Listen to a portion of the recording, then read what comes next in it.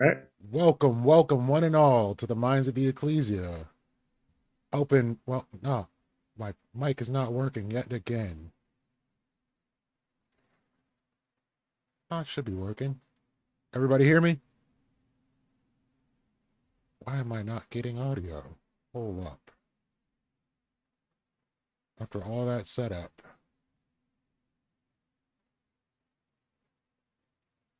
Properties.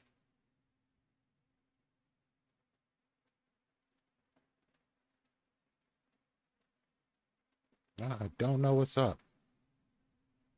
Say something? Oh, Okay, yeah, now it's working. something. All Okay. right. So, welcome one and all to the Minds of the Ecclesia. I am your host, Lethe Water Kai. We are in here chilling. I got Kung Fu Joe who wanted to have a chat. And So, yeah. So what is on your mind, Joe? um, well, I have a had a comment. I was just kind of like wondering, thought about it. My general kind of thing. First of all, thank you for having me on and having the conversation. I always enjoy these type of deep deep conversations and sometimes potential verbal jousting and whatnot. So thanks for that. Yeah, no So worries. Yeah. So what I've noticed lately is, the events as I've seen them unfold so far is that the Democrats and the left have gotten pretty like absolutely kind of obliterated in politics lately. They lost presidency, House, Senate. They've got a majority Supreme Court justice. And so I've always had trouble finding people on the other side, more on the left, to have conversations with. Um, and now I thought that it would be a lot easier. I'm glad to have had a universal discourse kind of connect us. Um, but I would think in this climate, the current state of the left, that they would be kind of clamoring to talk to more, I guess, conservative individuals like myself and make a case for their worldview and their politics, as kind of a way to get back up, metaphorically speaking. What do you think about that? Do you feel like it's true that it's just hard to find people on the left who are willing to advocate publicly for their ideas and their worldview? No, not at all.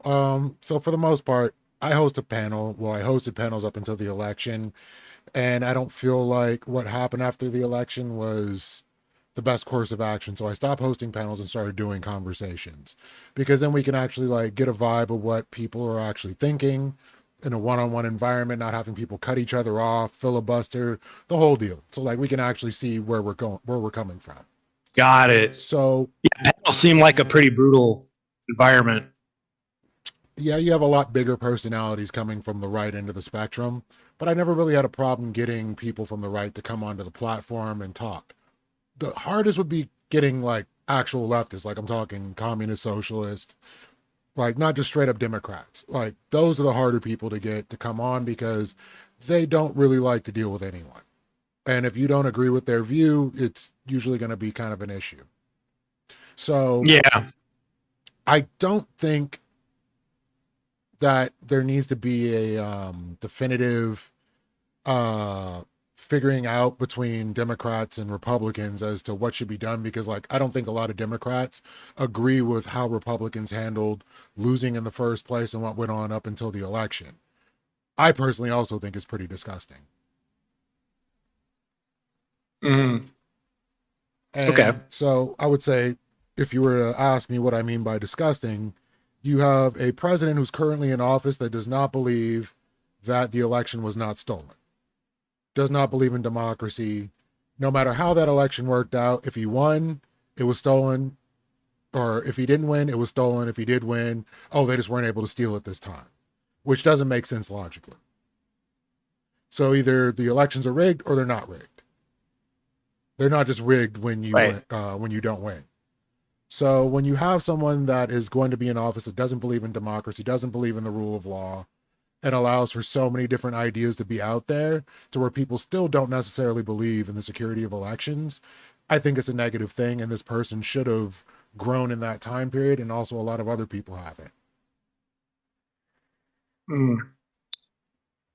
I could see the point you're making. Have you ever what's the most common pushback you've heard from the right about like some of the things you've just said? What do you mean by that? So, like, say when you say that he didn't believe that he believed the election was stolen. Yes. Yeah. So what's kind of like the most common pushback on that claim that you've gotten? From somebody on the right? Yeah. Mostly that it was stolen, or at least it seemed as if it was stolen. I can't think of many people on the right that are still Trump supporters that don't believe that the election was stolen. And for the ones that don't think that the election was stolen, they are not Trump supporters. Got it. Okay. That's interesting. Okay. I think I've heard there are some good arguments to be made for the 2020 election being, quote unquote, stolen. Some could do with the electioneering, which I'm not very particularly familiar with. But the kind of the logical presentation that I've been given is that, the mail-in voting just added up so that Joe Biden became the president elected with the most votes in U.S. history. Mm-hmm. Right. This time around, it's a re-election. Now, given that Trump is not running against Joe Biden anymore, but he's running against Kamala, which is, the Biden administration still, optically. And where did all these people go? Where did all these Biden voters go? To where it's the same guy, it's still Trump, and Trump loses by the most votes ever, to the most popular president ever, supposedly. And this time around, they lose so soundly that it's indisputable. I just don't see how that logically adds. Well, this time Trump got the popular vote. Yeah, but not by a huge margin, not even 50%. Doesn't matter to me. It's like Toretto said in Fast and the Furious: you win by an inch or win by a mile.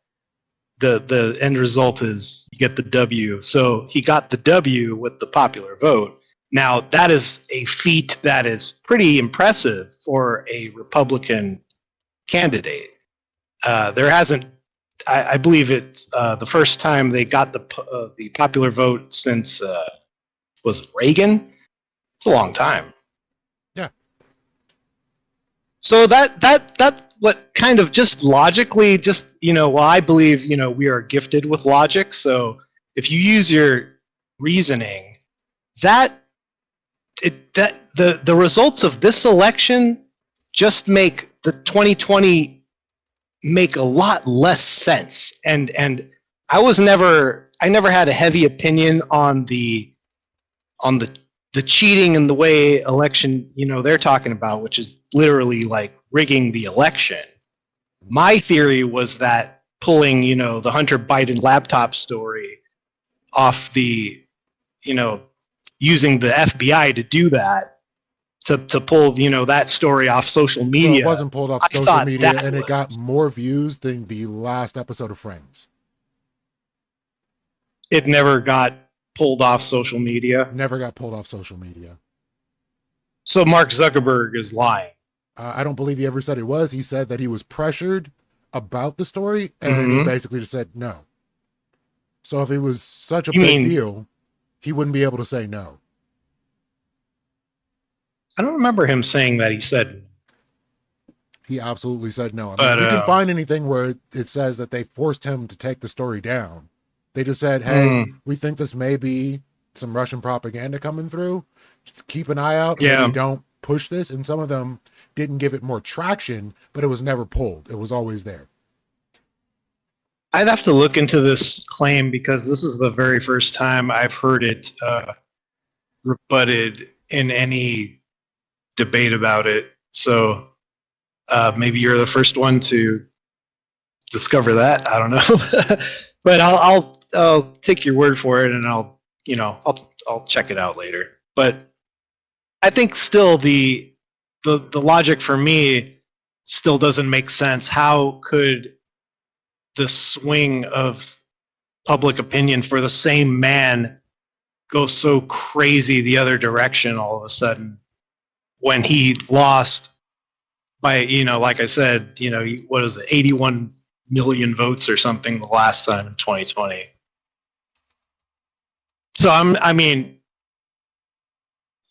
it's a little weird. I think it's fine if he wants to launch an investigation into that, because an investigation could only turn up the truth, right? So They got the I think maybe- investigations. They tried to argue in court about it. They didn't have any proof. When Giuliani was asked, he couldn't produce anything.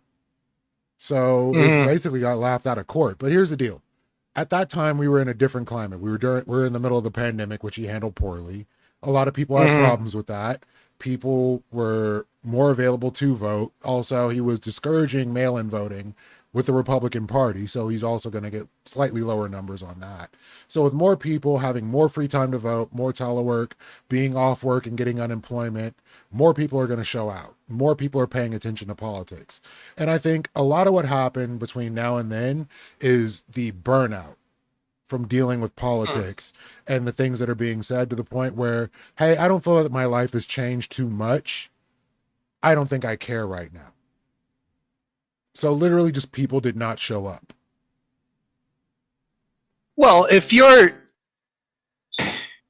so these people didn't really, that you're describing, it sounds like they did not have a strong conviction in voting in the 2020 election either, that they just kind of had the time to do.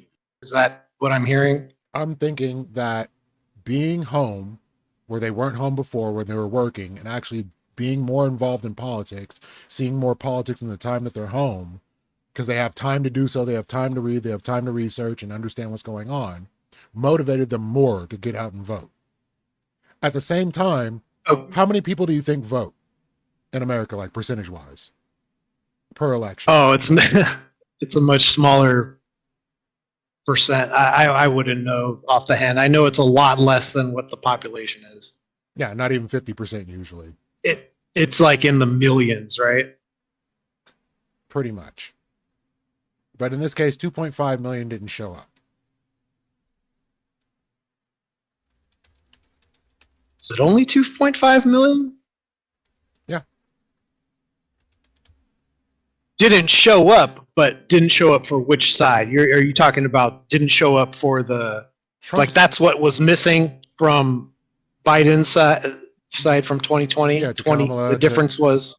from Kamala to Biden, yeah, that's about what was missing in that instance. And so when you're looking at usually at best 60% turnout, if fewer people are showing up on one side, you kind of end up in that position where you're going to see fewer votes coming out, and it's going to be usually Democrats, because Democrats don't tend to vote quite as often. Republicans kind of tend to make sure they vote. Okay. Well, but if you believe that you're voting for the future of democracy, I mean, that sounds like a pretty good reason if you're a Democrat to get out and vote. don't you think? I don't think you're wrong. I just don't think people actually believe they make as much of a difference as they actually do. So they think, hey, if I don't show up, this thing seems to be a lock, or, everything seems to be on track. They're not going to be as motivated to turn out. So even though the Republicans are a lot of them, not all of them, but a lot are claiming that the 2020 election was stolen from them, but they still have the same or more faith in the process than the Democrats do. To think that your vote matters, or to think that your vote was stolen? Well, I'm saying if you think your vote is stolen, then you must by that logic also not think it matters very much, right? No, not at all. You don't think a stolen vote wouldn't, like, if you don't think if I knew my vote was going to get stolen, I would still place the same value in that vote? Yeah, absolutely. You would want to make sure that you turn out, make sure that everything was secure as possible, and you would want to vote and make sure that you're represented. Rather than, in this case, it wouldn't necessarily be that your vote was not counted. It would be that other votes were counted, other votes were added, because that was the claim, that they're basically packing the ballot boxes and bringing out ballots after the fact and counting these votes, or like cutting off counts. So of course you're going to mind you, sure. we were under lockdown restrictions in a lot of states, and certain states changed voting laws around COVID restrictions. So there is no doubt that we had a very irregular election in 2020. Now that you could say what you want about that, but that alone is a good enough guise for which people can believe that there was some shady shit going on. The reasoning is there. We had this It's an unfounded once in every hunch. 100 years. It's an unfounded hunch based on a time during a pandemic. Yeah. Sure. Well, we don't know. I don't think we really know yet, because I think Trump said he was going to lead his own investigation into this, and I think both sides should want that, because if the Democrats believe that they're right and indeed the election was not stolen, then they should advocate for that investigation. I think that for a deeper, further investigation, they should just be like, hey, you know what? We should just let Trump investigate 2020 until the cows come home, because he's never going to turn anything up, right? That would be my attitude as a confident Democrat. So, do you not trust Bill Barr? No. He was Trump's hand-selected attorney general, who had Yeah, he his back the entire selected time. a lot of people he selected a lot of people during a time where he's kind of like learning things, and then he got a look behind the curtain. He saw how dirty things were, and then he found out too late that some of the people he handpicked were also dirty. So in what way this was Bill time- Barr dirty? he just didn't have his back. He had more of the back of the rhinos. He wasn't like an America First type of person. So he just wasn't a true enough believer? Well, he's not for Trump, right? I mean, it got to the point where everyone in his circle let him know there was no fraud that would change the course of the election. That wasn't good enough, and he got himself an alternate slate of electors to try to delay the vote. So if you knew in your heart of hearts that you had the evidence, and he's been saying for 4 years after he lost the election that he had evidence, yet no evidence has turned up. I mean, what do you say to that? Like, what evidence have you seen that the election was stolen beyond what people feel? It's just not. I think we kind of got on a little bit of a tangent, but just to me, this him questioning the election is not really important to me, because I already have my own gripes with Donald Trump. I just merely see him as a vehicle for my policy preferences. The guy is, he's kind of like, he's a character. He's funny. He's entertaining. He pisses off, people who piss me off sometimes, so it's enjoyable to watch. But he has a few glaring problems for me personally. He's definitely not, the perfect candidate for me at all. But it just is what it is. I just don't really care that he is still claiming that the election was stolen. That's his opinion. I have never looked deep into the matter. It seems a little funny to me, but I'll go on hard evidence. And if there's any turned up, like, it is what it is. It's not a huge deal for me personally. Yeah, that's never going to come up. I can just promise you that right now, because if they could have shown it in court, they would have shown it in court. You would have seen something in the 4 years after the fact. There's not anything there. So you're talking about a person who is running for office that doesn't believe in the democratic nature of our country. Okay, well, you're very certain in your belief, and I'm just unsure. That's fine. I like to have my beliefs based on evidence and facts and logic if possible. To just go with I feel X doesn't really work for me. Sure. I think we just all I think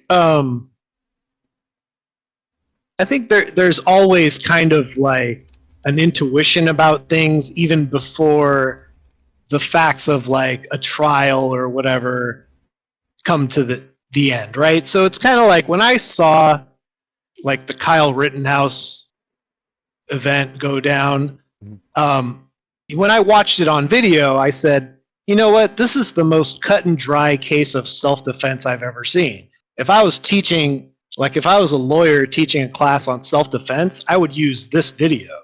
So like, really? But then, yeah, for 100%. So then it gets challenged, and it has a court case, and it's like a public court case, and I'm like, this is a joke. We all know this kid's gonna walk. This is just some kind of political football, like some kind of political stunt. I mean, he was there for a political stunt. At the end of the day, protecting property is a political stunt. In his case, yeah. Was he like running for office or something? No, it was literally about politics for him. He wanted to go out there with a show of force for political reasons. Mm-hmm. Now, I'm not saying he didn't defend himself at the end of the day. I don't think he should have been attacked. I don't think any of that should have happened in the first place. He honestly never should have been there in the first place. Why not?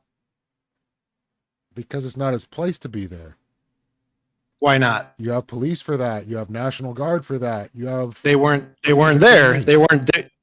They were being told to kind of like stand back and stand down. So who was he running by, saying that, putting his hands up, and was that police? Yeah, they were scattered all around, but they weren't doing crowd control or like, I mean, they weren't like shutting down the riot. They were just kind of there. I can't speak to how much they did. They were being overwhelmed for sure. But legally, obviously, Kyle had every right to be where he was that night. Oh yeah, he had every right to be. I just don't think he should have been. He wasn't mentally equipped for it. He wasn't physically ready for it. You could see by the panic that he went through in that situation. He really had no business being there. For panic, he sure is a good shot. Under pressure. Kind of like, I don't know if he was really panicked. I think he knew that he was in a fight for his life, and if he didn't, calm down and take control of the situation, he would be dead. I don't think he would have been dead. But that's just my opinion. Sure.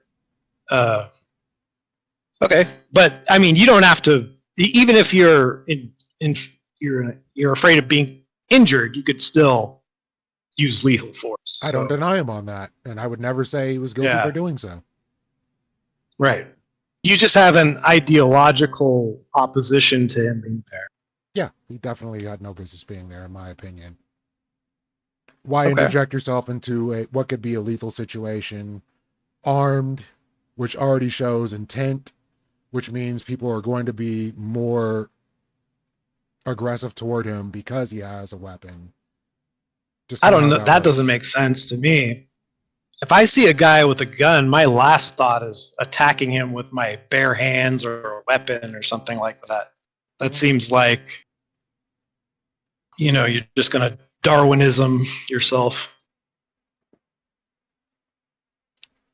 I'm not one of the types of people to go out and riot like that, but I would say if I see a threat, if I'm in my home area and I feel like I'm out there protesting for something, that person would be a threat to me. And if I think they're in imminent danger, maybe I would try to find some way to get the gun away from them. Well, that seems. I mean, look, you're. That seems like a coin flip at best, either way. But it's definitely not a gamble I would take personally. But I mean, it's your freedom to take that gamble. You just got to know that he's got the legal freedom to, make sure that the outcome comes out on his side, which the odds are definitely in his favor. So, it is what it is. You're going to choose to rush a guy with a gun. Well, then you play stupid games, you get stupid prizes, right? And that's pretty much how it worked out. That's exactly how it worked out. I'm afraid that. Well, that's what I'm saying. Like, that's a cut and dry case of self-defense, and it was legally and it was morally, and there's still a split of opinion on that. There's still a whole other side that believes that Kyle was in the wrong, even though he was proven beyond shadow of doubt to be innocent. You can be innocent and still be wrong. Like, people can disagree. People are on the left are disagreeing with actual law, American law, and they to this day over that case, and we're saying we can't grant the right the same, like that they can just be able to say that for something they don't believe was thoroughly investigated. It was nowhere near as cut and dry as the Rittenhouse case. What do you mean? But yet you still got another side that believes differently. Yeah, but that makes no difference. Like, the court of law did what it needed to do, proved him innocent, done deal. Same thing goes with the election.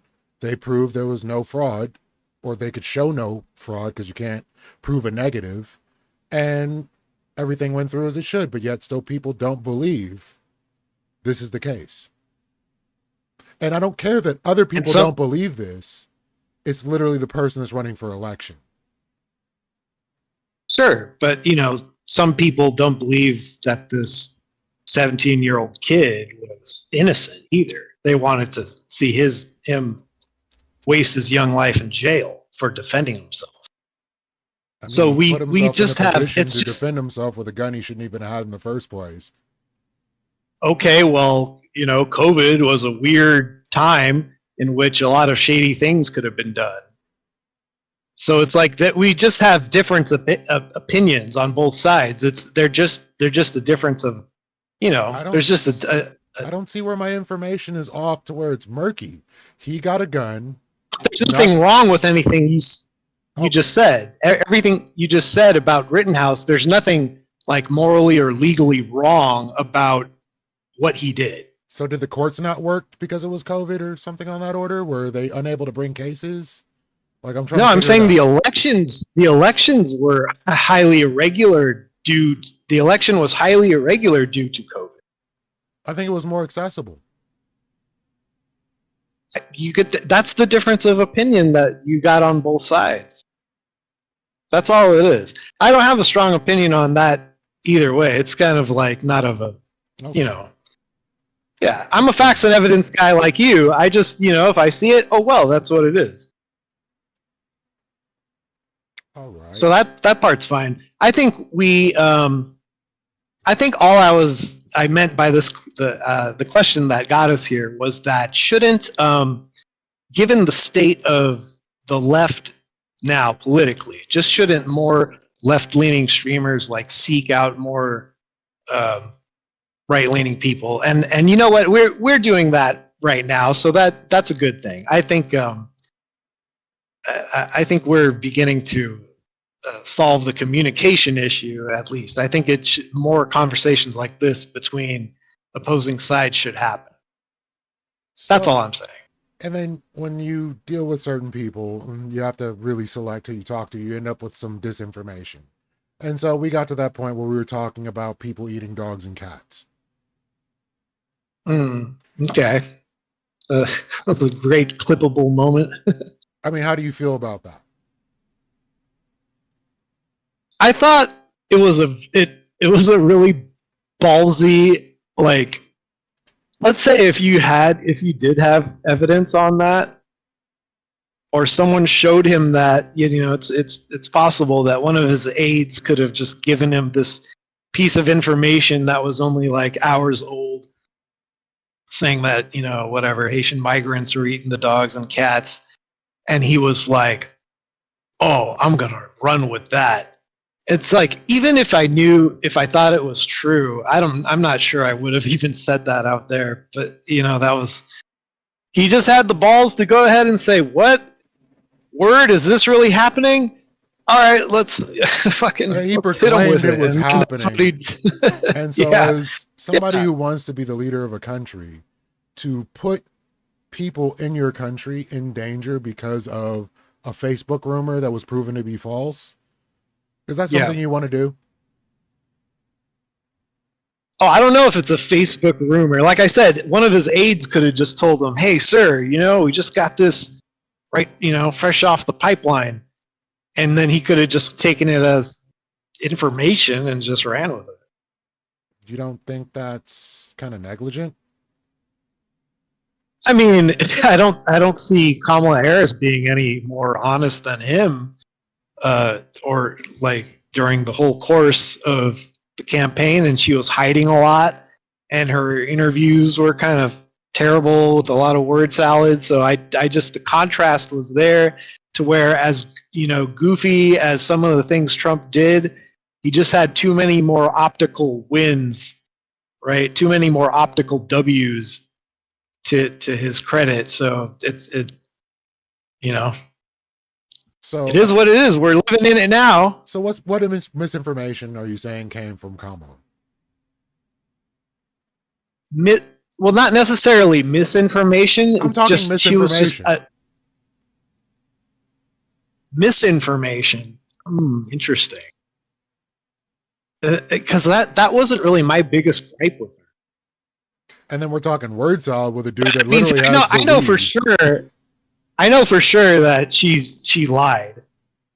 I know for sure she lied about If you know for sure she lied, then what did she lie about? Like, I'm sure Trump lies about things. I can tell you the things he lies about. Oh, absolutely. Absolutely. Trump lies. I'm not gonna defend the fact that Trump lies. I'm just saying that there are, I know for sure, if I were to do like 5 minutes of digging, I could find some, obvious lies. I just can't give you, like, off the top of my head from Kamala. But I know that she just, I tend to remember it. The thing is, lying wasn't really her main go-to. It was more like a non-answer, like a Gish Gallop. Like, she wouldn't really like directly answer questions.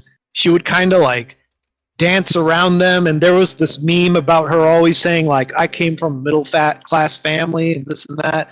When people would ask her, like, oh, what are you going to do about gas prices, or what are you going to do about, it's not that she had a plan and that she just lied about what the plan was. Like, that wasn't her playbook. Her playbook seemed to be like just giving a non-answer, like a wishy-washy non-answer. I mean, can you say you would care what the answers were because you weren't going to believe her and you assumed she was lying? So any answer she gave, I don't think would have been sufficient for you. No, I don't. I'm not like that. I'm not like a Trump loyalist or anything like that. I was in 2015, I was a Bernie bro. I did not vote in the 2016 election because I felt like the Democrats did him dirty. Uh, that Can you might be quantify true. that? I don't like Can you quantify what that that. he was done dirty? Oh, that was just, yeah, I was an idiot. That was just the common belief that the establishment just kneecapped Bernie. But as I got older and wiser and looking, get into the actual facts and the numbers of things, that Bernie just never had a chance electorally Yeah, that's something over like someone. you got to understand. Like Yeah. when you see like the realities of Oh, how these things work, you can kind of quantify right. what's reality and what's a fiction and what we're dealing with. What I'm trying to tell you is that I'm not like this indoctrinated from birth type of right wing character that I get a depiction from the left a lot about. My parents were very much like anti-war hippies. The it was I just wasn't. This was more of like coming over to being a conservative was more of like a self-learning, self-discovery of mine, like my own journey towards learning what the objective truth was. And I'm just that type of person that if I discover I'm wrong about something, I will not occupy that position for a second longer because I'm just a fool at that point. I mean, you're still buying into election lies, so that's one that.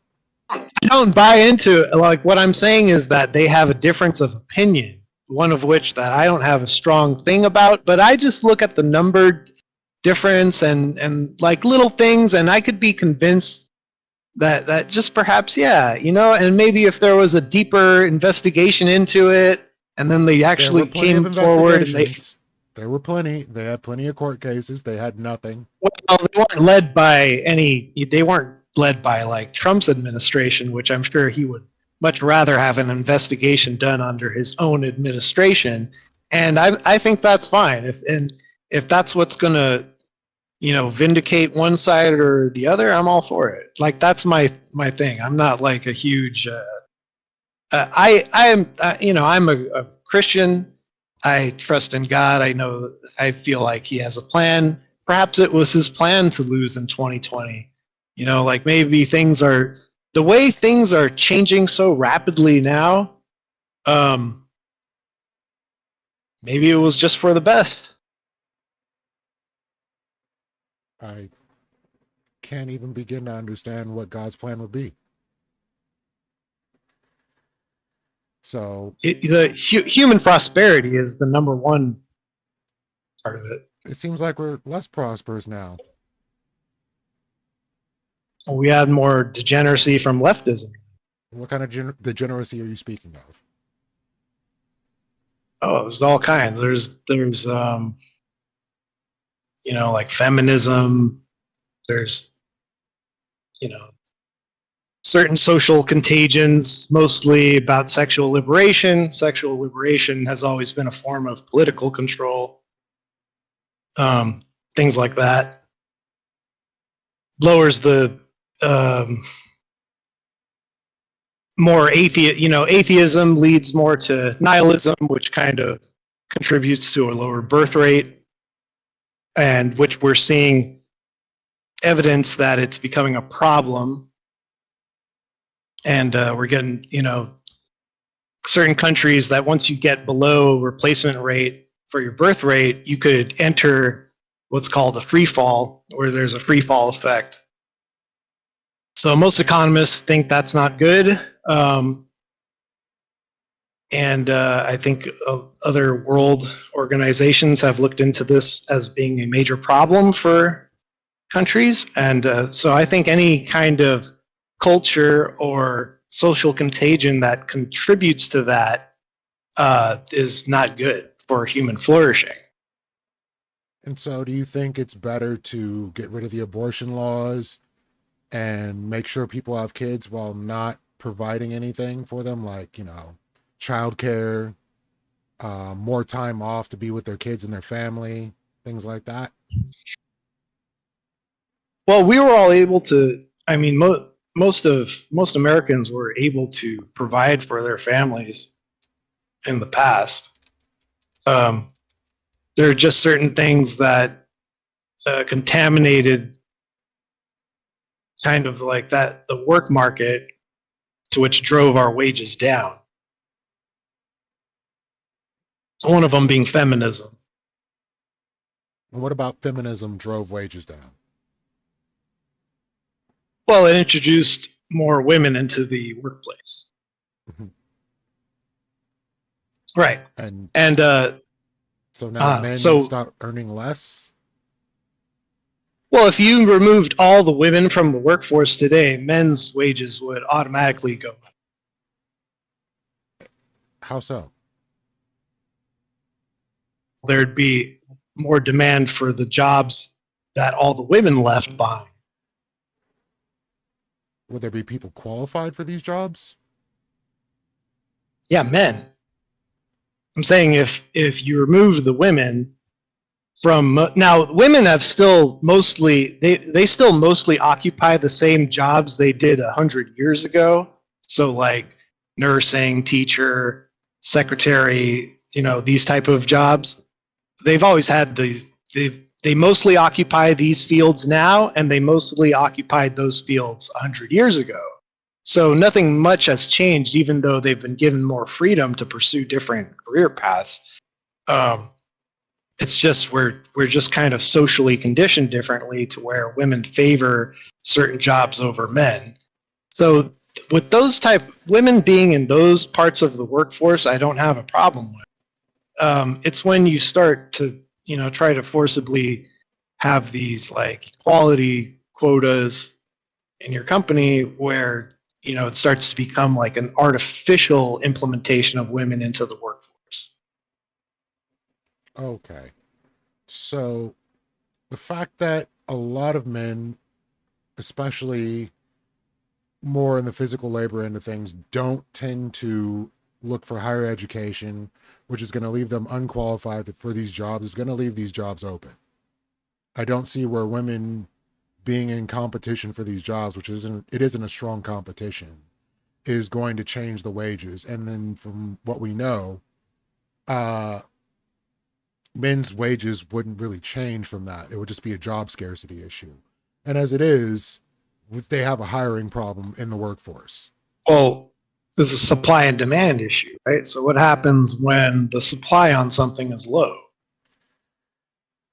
Demand goes up, right? Yeah. And which in turn does what to the price?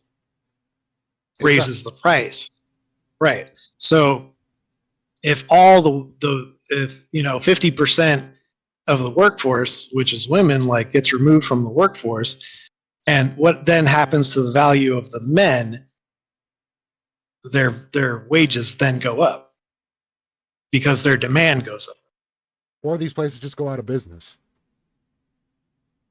I mean, I think we have enough men to fill a lot of jobs. There's a lot of do the job. Men without work out there.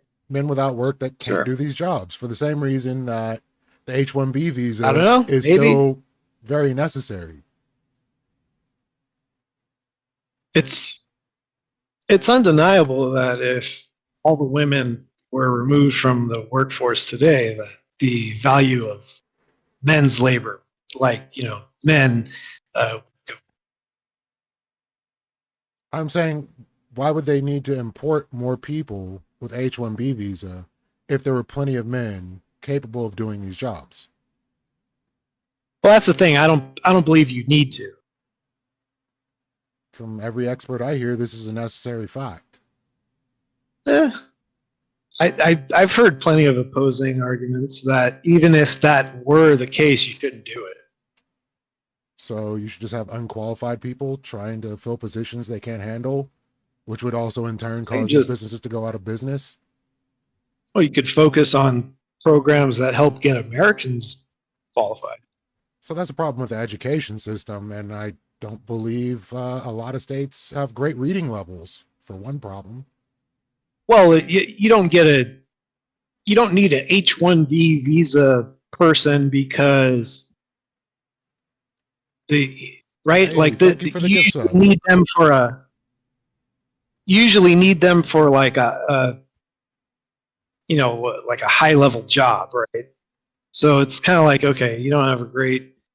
You're saying that people at the top of the top are not existing to fill these jobs. Well, you just got to get more people into those, high tier programs.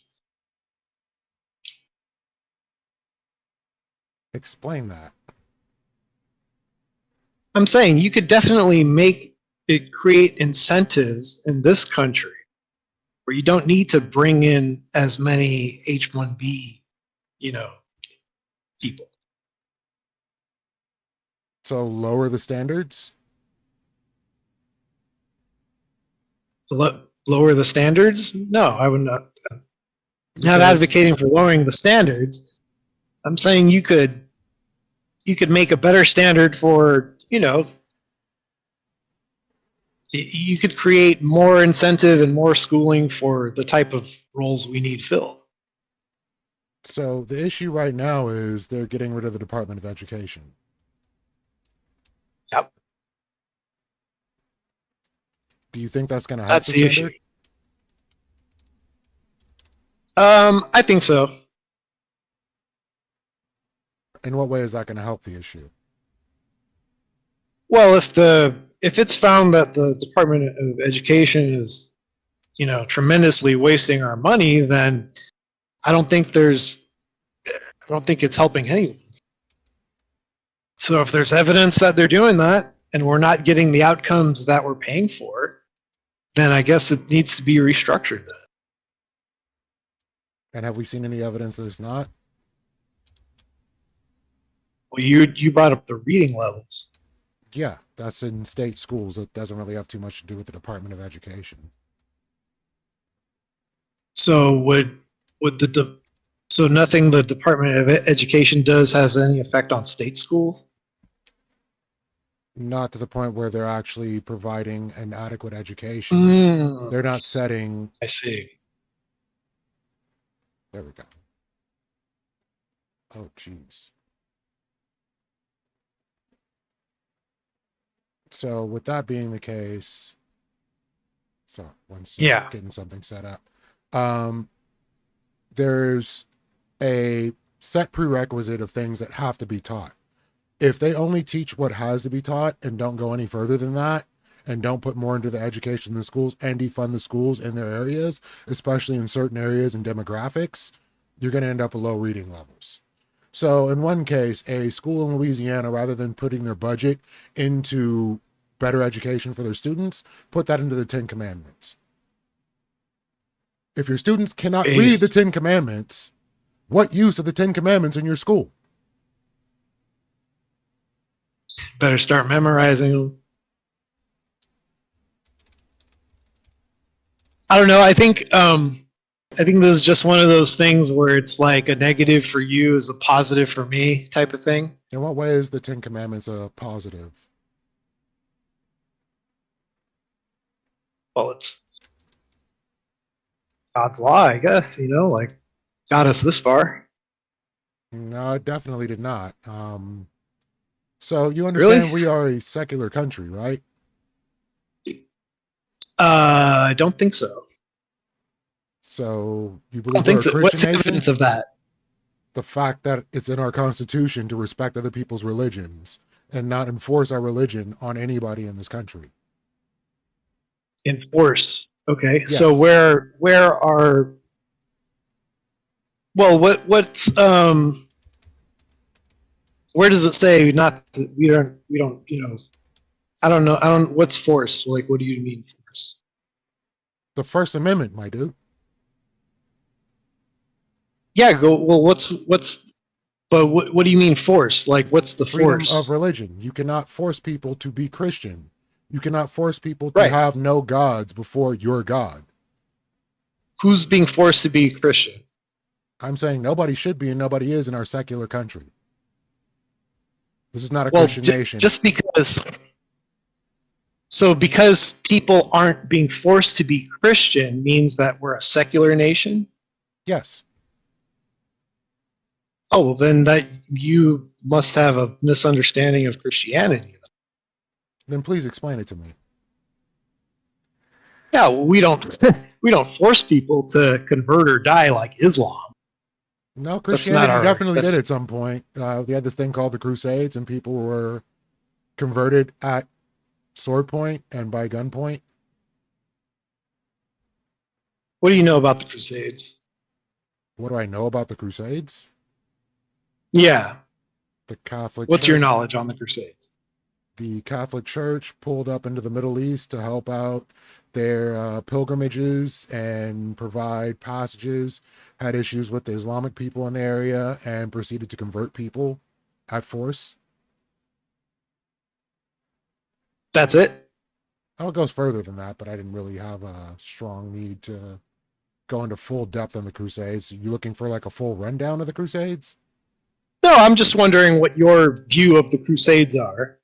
That's all. I was just kind of like, what, just trying to get your, what your, because I don't know, I have a different uh, view of the Crusades than you, I guess, obviously. So the Crusades are actually a response to 100 years of Muslim violence, raids, and certain, warlords coming deep into Europe, actually, and committing atrocities against Christians. And it was only after so many years of this where this had been after the schism. So the Orthodox and Catholic Church had been split for a while at this point. And this is one of the things that kind of united these churches back in a common mission, which was to fend off the attacks from Muslims. So you're saying that the church did not encroach into their lands? Well, the goal was to drive them back as far as possible, Mm-hmm. And their so that they couldn't have the type of, yeah, because the problem was they had too much reach into Europe. So what they said was, in order to end these raids, we need to drive them as far away from us as possible. And how exactly did they handle that? Oh, by what you said, by driving them further into their lands, by also conquering some of their land. And killing them, correct? En masse.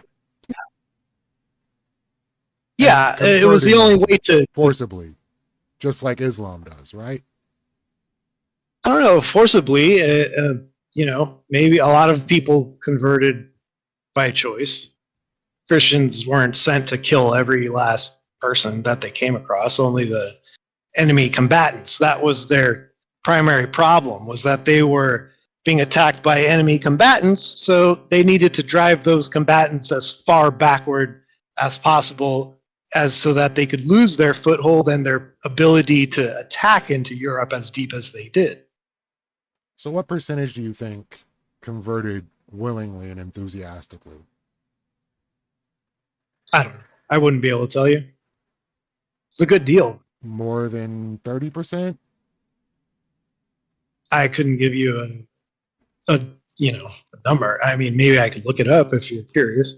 Okay, so let's take it to the natives.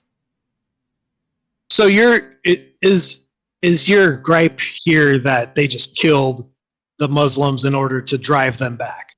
I'm saying where Christianity went, subjugation and death came along with them.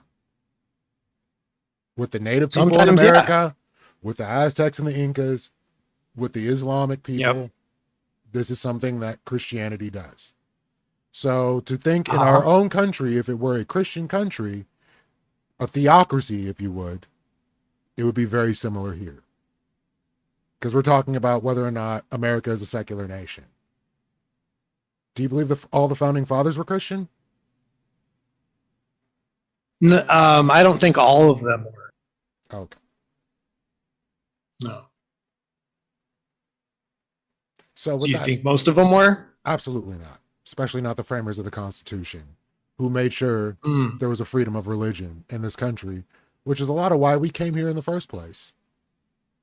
Well, you have to kind of like see what the freedom of religion, the context at the time was when they implemented that, because it was kind of like they had competing religions in Europe, so it's kind of like they wanted to be free from those particular ones in order to practice their own.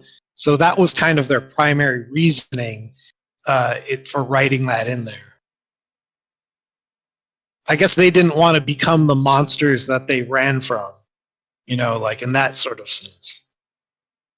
But no one's making anyone become Christian here. Okay. So would you prefer it that way? You can't do that. It's not the Christian way.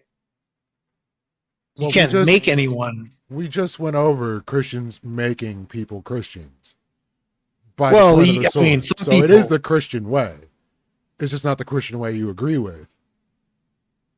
No, you see, humanity has, we have free will.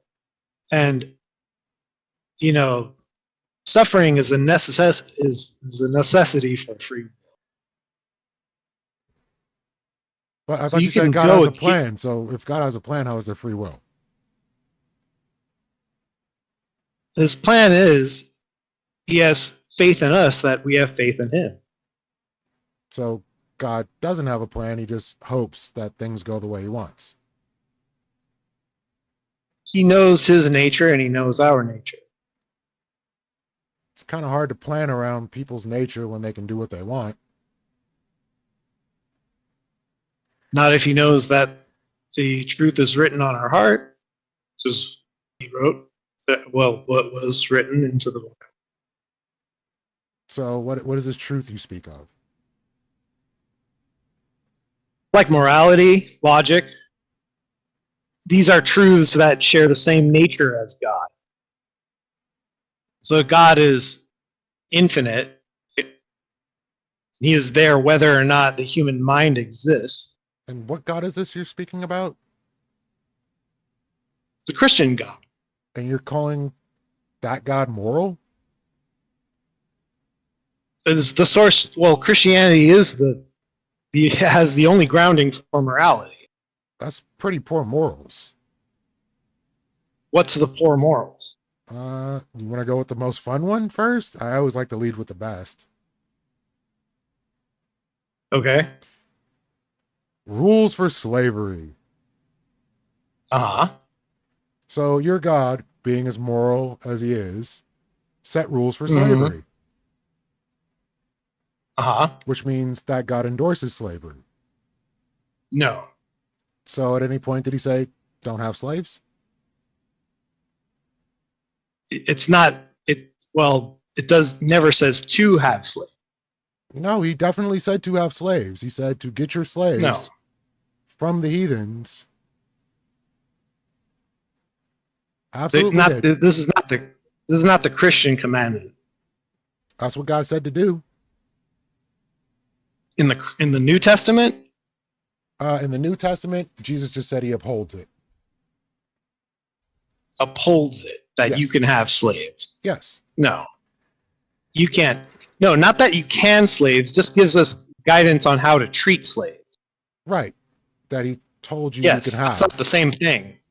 No. So much like shellfish and clothing of mixed fabrics, not having God's form, God can say no. In this case, God did not say no. He gave rules for how to do it, and gave separate rules for how to treat Jewish slaves versus Gentile slaves. So if that's the case, why wouldn't you just say, don't have slaves? But if you do have slaves, do this. Because you have to remember the context of the time is that they're living in, the Roman Empire, which it's their law. So their law allows slavery, right? So the way I see it, if I'm a Christian living in a pagan Roman society where they allow slavery, I would think my Christian duty is to own as many slaves as I can, because I know I will treat them much more kinder than the pagan owners they could potentially have. Oh, so because you can just beat them until they're nearly dead, as long as they don't die, it's okay? Because God did say Do you you have can a beat problem with them. them not dying? I'm more having an Yeah. issue with them being beaten in the first place. Wouldn't God say, don't beat your slave? Oh, I wouldn't say that. Yeah, that's definitely not in there. So, like, I'm saying do you you could follow this have a morality? person. This is morality we're talking about here. And no morality I subscribe to says you can own slaves or beat people. It's not saying you can own slaves. Saying if you have a slave in a society where slavery is the norm, which it definitely was, um, then it just gives you guidance on how to treat them. And so I see that as a way of kind of saving them from a harsher treatment if not being owned by a Christian. Or not being owned at all. Would have been nice. Oh yeah, well it was led, it was Christians that abolished slavery too. And the ones that use the Bible to enforce it. Well, they were wrong How do you know they're wrong? because they had the wrong interpretation. How do you know which is the right interpretation? Well, actually, the funny thing is that a lot of people forget is that the South had a terrible literacy rate. So not a lot of people actually read the Bible. They had to look towards like a church figure. And so if the church figure was deeply racist, they could just weaponize the Bible to an illiterate, populace to just get their cause carried out. But I thought this morality And was written on our hearts. Like, why would there be a poor interpretation? Sure, it is, but so is free will, and you have the free will to choose wrong. God never said it was wrong. It did. It is. If you wrong. can tell me Like, anywhere that God said slavery is wrong, I will never retract said my it was statement. right. He never said it was right. He just said there was a right way to have one. Are there things that God said not to do? To your slave? In general, are there things that God said, you do not do this? And then you don't do this or else you sin against yourself, or I'm not sure what you're asking. God has commandments, correct? Yeah, We have 10 of them, right? right. There So are like thou more. shalt not murder. Right. You shall not steal. Right. Okay. You shall not covet, Right. but you shall not own people as property. How could he just not slip that one in there somewhere? Just if you follow all of his rules altogether, treat people the way you would like to be treated, and such that then you would never need to actually explicitly write you shouldn't own slavery, because then you should just not write in not to do all the fucked up shit that also should be written up in there. But since we have kind of these all-encompassing language, it's kind of just covers for all of that. So by your logic, because the Romans had slaves and because Egyptians had slaves, so on and so forth, all these people killed as well. So shouldn't God have just told them how to kill properly? Well, we didn't Or really steal need properly? much. All people have been stealing. People are just gonna steal, just like people are just gonna own slaves. So, why not just give some rules? Because it never says that you can own a slave either. It absolutely does. It's not. It It's not in the absolutely New does. Testament. So if it's not in the New Where in Testament, the New it's Testament not. does it say, "I'm a Christian. I'm not Jewish. I'm a Christian"? So we're just gonna forget the first book altogether and just go straight to the second, like the first one didn't exist? Did Jesus Exactly. say, "I've abolished the Old Testament"? He is the new. He is the new covenant. The New Testament is included so that we can be given a contrast on what we left behind. So, at any point, did Jesus say the law no longer exists? He was the new covenant. He is the new law. So, is this your His laws are what interpretation, we or Christians abide. is this your This is interpretation, or the is this what Jesus said? this is what all Christians believe. Christians do not abide by Jewish law. They just don't. The Jews do, Why is that? because they don't believe that Jesus was the Messiah. Okay. And why do you believe that Yeah. Jesus is the Messiah? Probably the truth, in his words, the fruits of his teachings. And what are those? Well, so we have dominion over the planet as God promised us.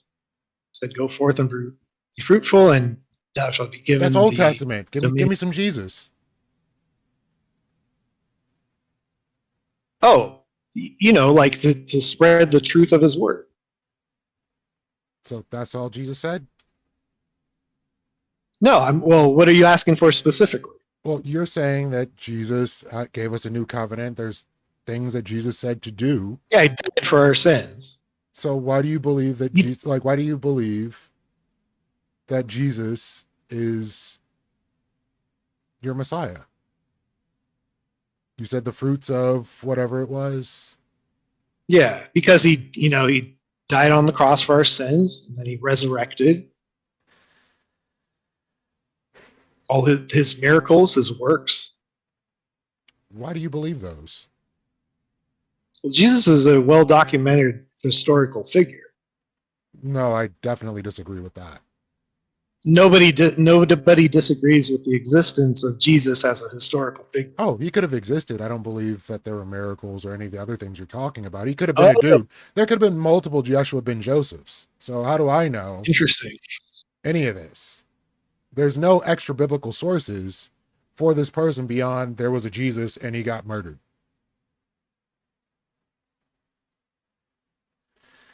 Why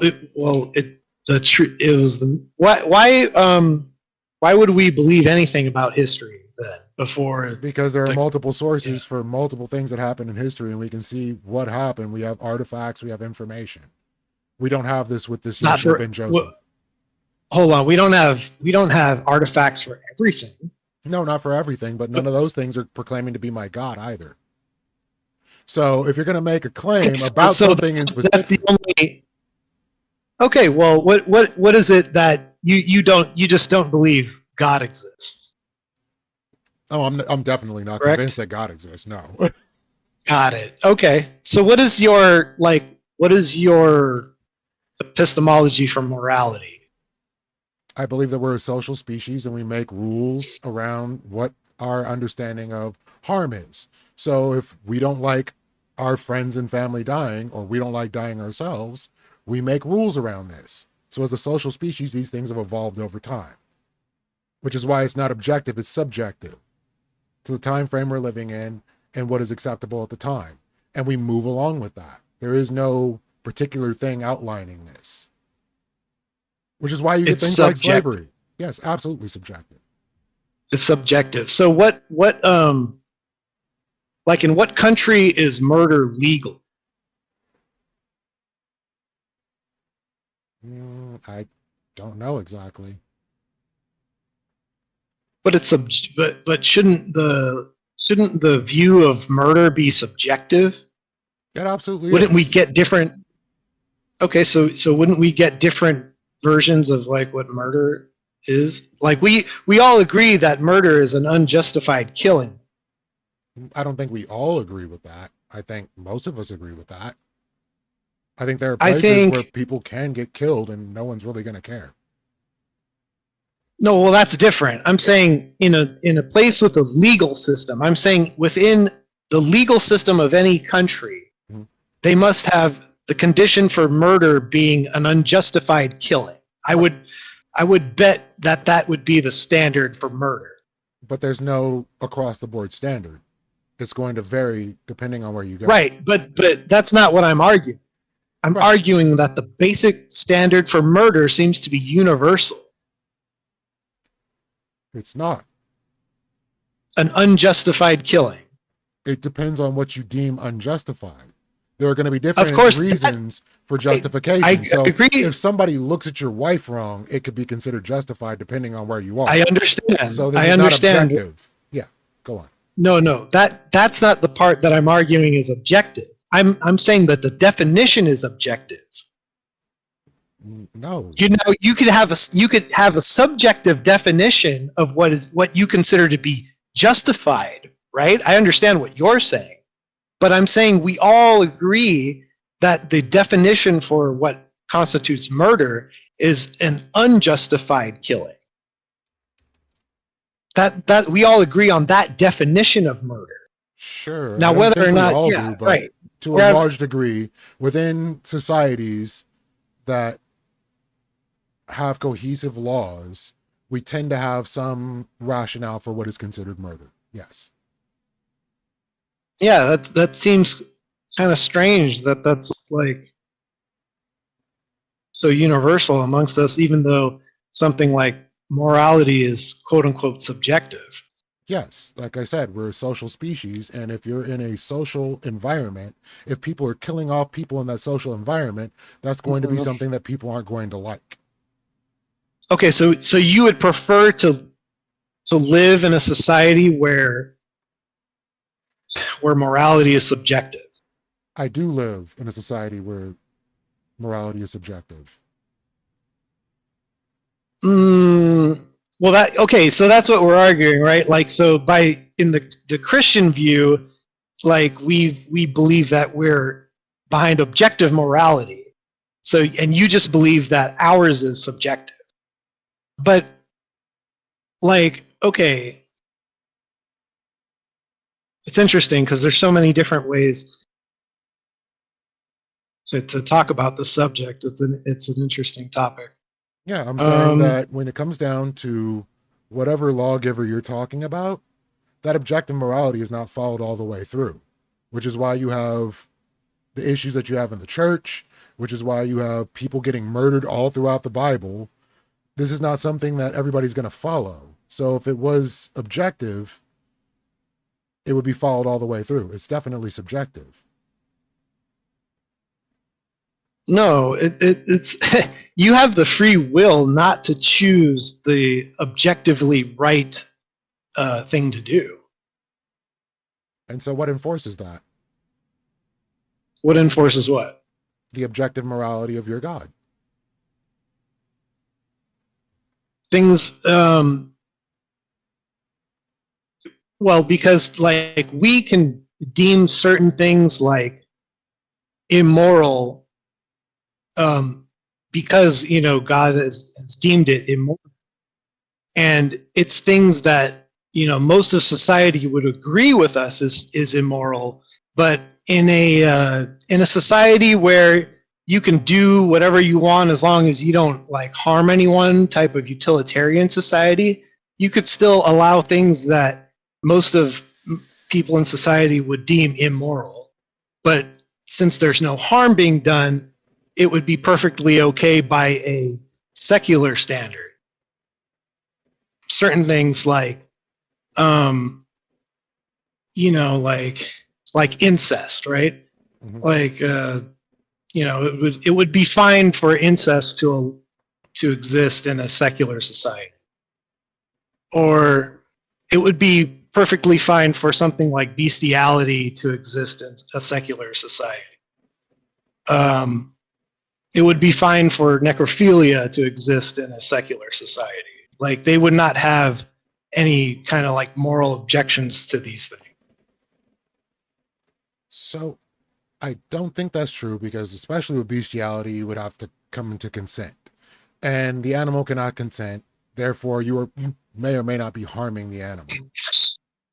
Are you a vegetarian? No. Do the animals you eat consent to being eaten? I wouldn't know what they did before they came to the store, but I'm joking. The animals do not have to consent to that. But if you're going to sleep with the animal, there should be consent. Why? because you could be harming the animal beyond eating it within any, what do you call it? Ethical manner. So eating it to where it absolutely loses its life to becoming, someone's like, sex plaything where, it's at least it still gets to live. I don't know. I think the animal, like, if it had a choice, it would still choose to live, even though it's like terrible. I don't know. They might choose I don't know, a lot of people. They might choose to get eaten either, but I would say both are pretty shitty, and that they would choose neither. So consent, as your argument, kind of goes out the window in a society where we still eat animals. I don't see how. The idea that something gets unconsensually molested, which has resulted in people taking their own lives, I would think the ethical thing to do would be slaughter at that point for the animal rather than fucking it. Okay, so would you like allow cannibalism? Even if people don't consent to being eaten, they could still get eaten. But as long as they're not getting molested, like cannibalism has its own problems as well. Have you ever heard of a disease called Kuru? What if some people just don't care? Then you're going to spread Kuru, and that's going to end up wiping out a lot of your population. That's not good for human flourishing. Okay. Well, I don't. Like, there's still we don't doesn't seem to be. There are things we don't do based on what we've seen of things happening. Like, there's a whole family of people that speaks and barks because they're so inbred. We saw that this wasn't a good thing for society, so we said, hey, don't do that. Because it is harmful. How do we make a law against that? In some cases, yes, and in some cases, no. It's just enforced that we should not do this. And we lay out the reasoning why. What if they say, well, fuck you. I have the freedom to, bark and shit, whatever I want. It's a free country. You're going to take away my First Amendment right to bark? They can't do anything but bark, but that's still a detriment to society, and nobody stopped them. About the animals. Yeah. No, I'm talking about harm. So I would like to reduce harm. So harm reduction and induce human flourishing. These are the two things that I think are best. So I subscribe to secular humanism. But getting eaten is harm. There's a way that being killed and then being eaten is harm to a person. Oh, as long as they humanely kill the animal, it's fine. I mean, it's as fine as it's going to be. That's the system we have. We eat food. That's a reality that we live with. Okay, I'm seeing like a logical inconsistency with this, because like on one hand they're being eaten, they don't have the consent to be eaten, but the same argument can be made for this, for because traumatizing the animal versus just killing it and eating it. Just eating it, yeah. I don't know. What if they did it in a way that wasn't traumatizing? I'm just joking. Yeah, okay, but what about? Okay, fine. Like, we just don't agree on this one. What about something like necrophilia? Like, someone's grandma just says, like, leaves a living will. Like, you know what? My sonny boy here can just like dig up my corpse and have as much fun with me as he wants anytime he wants. Like, what would be wrong with that? I'm going to say there could be some interesting diseases that could be spread in that way, and that's probably not good. Let's say he wraps it up and like gets in like a plastic suit and everything. Then I really can't say anything to that. I think it's going to be distasteful, and there's going to be an ick factor that comes from normal human beings, and they're not going to want to deal with that person. They're probably going to be shunned from society, and that's probably not going to be good for human flourishing. They don't care. By all means, have at it. They don't care. Okay, have it. So necrophilia totally on the table in secular society. I don't see anywhere in the Bible where it says don't sleep with dead people either, but no, you should not. It is. There's several passages in the New Testament that tell you should not engage in any type of degenerate sex acts. That isn't. Does it define what's degenerate? Yeah, like a simulated sex act. Like if you're simulating sex with a woman on something that's anything but a woman. I don't know of this passage. Oh, would you here? Hold on. Oh, give me 1 Pull second. it up. I'm still listening. I'll be right back. Okay.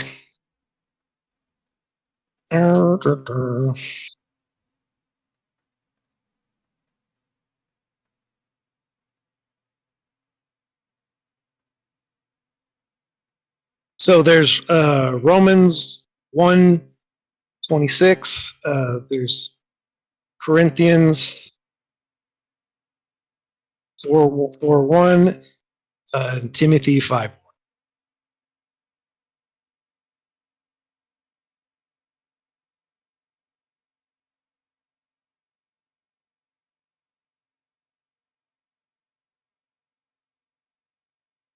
Okay.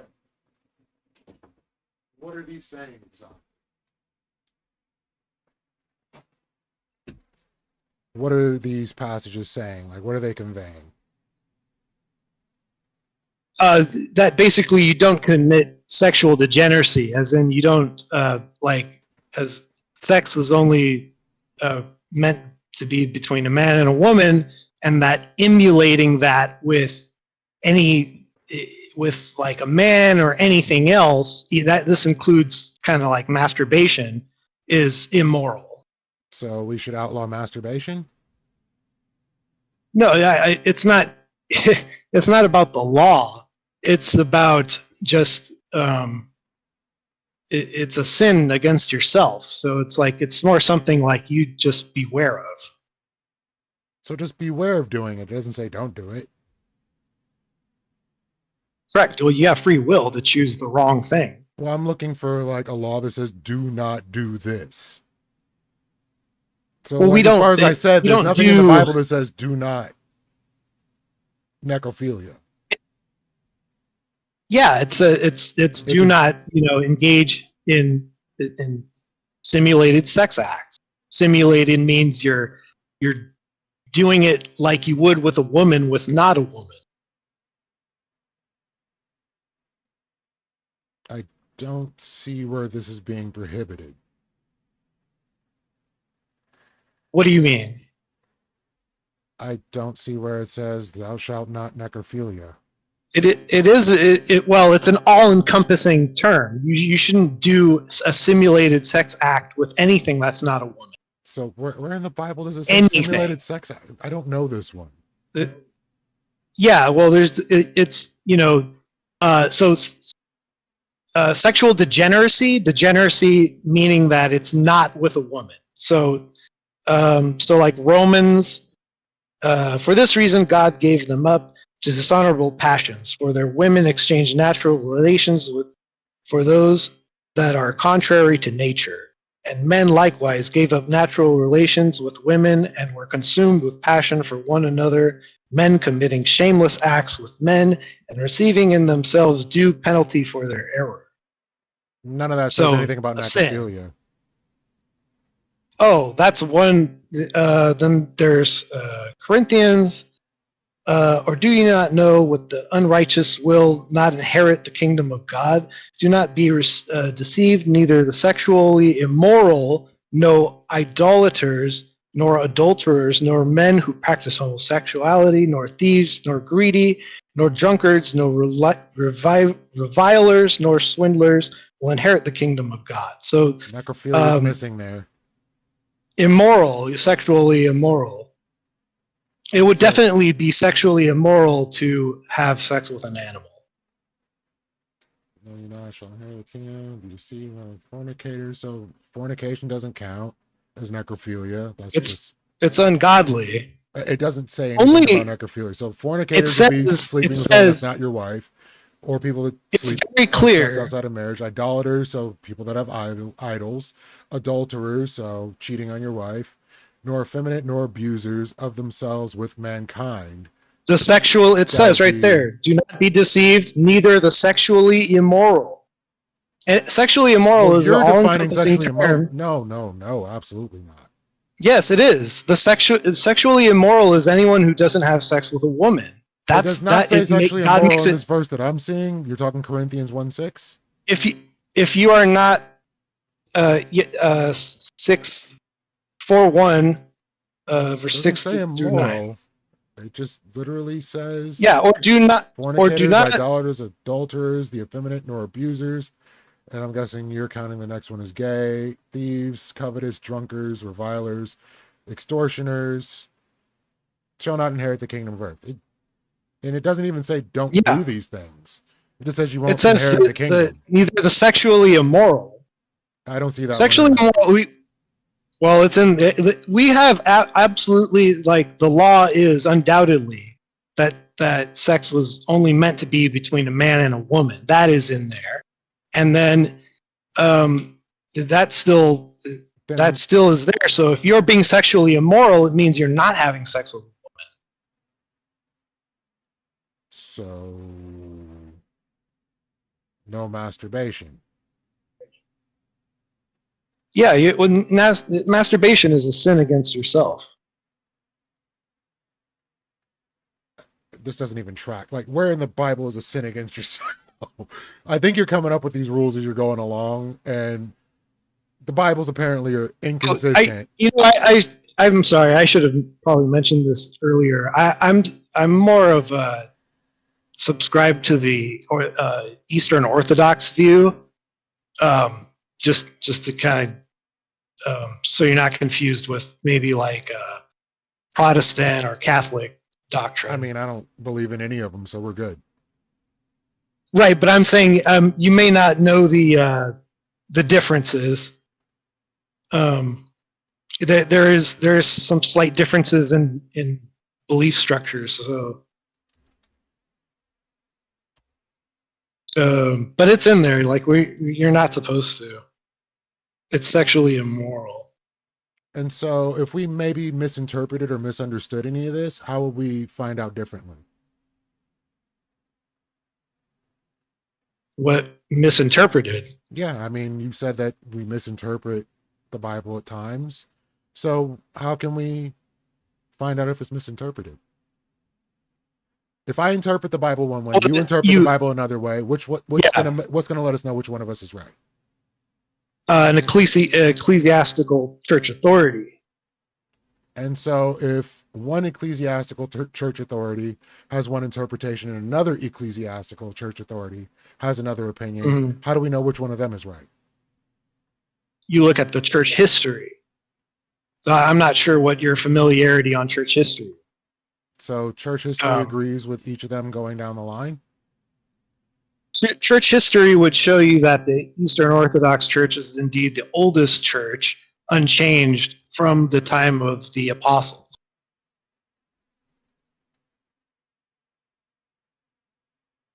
This doesn't seem consistent. It's called the Orthodox. What's that? This doesn't seem consistent at all. What's that? So why are we all why are they not all following this? Oh, so in 1054 was the Great Schism, and that's when the Catholic Church parted from the Eastern Orthodox when they adopted a pope. So the papacy was seen to be like a heresy to the Eastern Orthodox Church, among other things that we just fundamentally disagree on.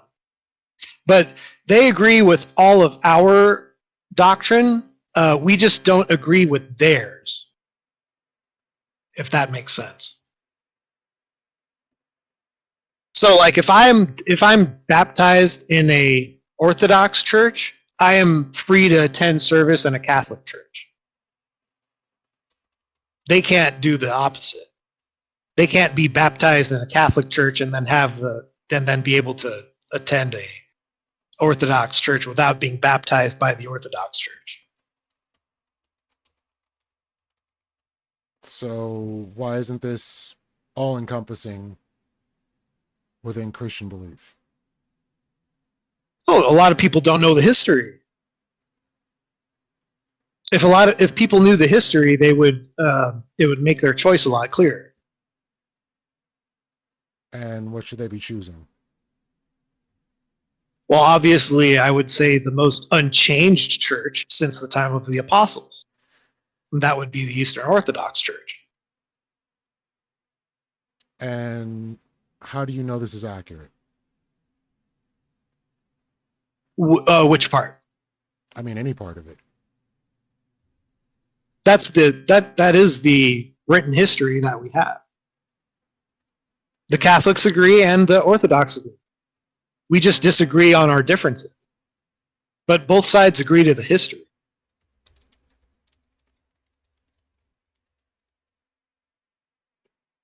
If I'm not making sense, like the papacy, right? We disagree that the papacy is a representation of God on earth, basically, because they're saying, we know it's a human up there, but they're saying that this person is infallible, and that seems like heresy to us. Mm-hmm. There's no way that a human is infallible, right? So, like, that doesn't make sense to us, but it makes sense to them due to some vague quote from Peter, from Jesus giving the keys to Peter. But Jesus always meant for all the apostles to have equal power. Nobody was supposed to have supremacy above all as representation of God's word on earth. That's what the Eastern Orthodox disagreed with, and that's what caused the schism. Okay, so I don't know that any of that is even true, but going with this, what order did Jesus put for what should be taken as fact, should not be taken as fact? What are the rules? How do we know? Mm-hmm. Well, God grants us logic and morality. Yeah, this seems circular. So logically, none of this follows. Does it false? Okay, so you're saying logically I'm supposed to know we're not supposed to trust Paul as the main voice going forward. It's a misinterpretation of, like it was always meant to be that all of his apostles were supposed to spread out and have like an equal representation. Then why do we have no original manuscripts and nothing that we know for sure to be absolutely true? Well, we did, and it's in the Orthodox Church, and that's why it was always one church for the first 1,000+ years. So means no longer. They made that change. Did means no longer, correct? Right, but nothing changed for 1,000 years until Rome decided that they would have like one bishop above all, and that would be the Pope. They just granted themselves that one day. And we all know it's about political power. That's why we considered it to be a heresy. It was just a power grab. By who? By the Romans, by the Roman Catholics. Okay, so if God was the cornerstone of this, why doesn't God clear it up? Well, we are clearing it up. So, more people are converting from from Protestant to Orthodox churches now more than ever since the beginning of the pandemic.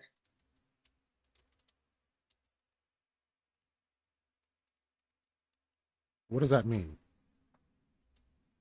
Well, more people have been.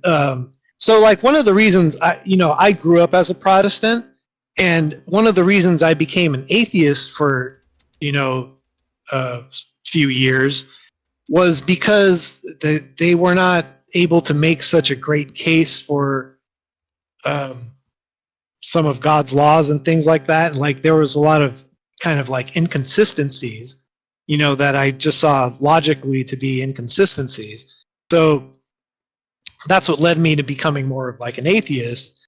But then when I found out more of the kind of fundamental view that is more true in the Catholic and Orthodox churches, that those two churches are a little closer to kind of like the unchanged church doctrine. It is actually the Protestants that changed the rules the most. So And that's why they split into so many different denominations, because the Protestants go by what's called, sola scriptura, which is they don't have like a one ecclesiastical authority for interpreting the Bible. So a bunch of different sects just interpret the Bible the way they see fit, right? and That's who's why to we tell have them so they're wrong? many. How do we know that they're wrong? Well, because the truth is in the fruits, right? So let's say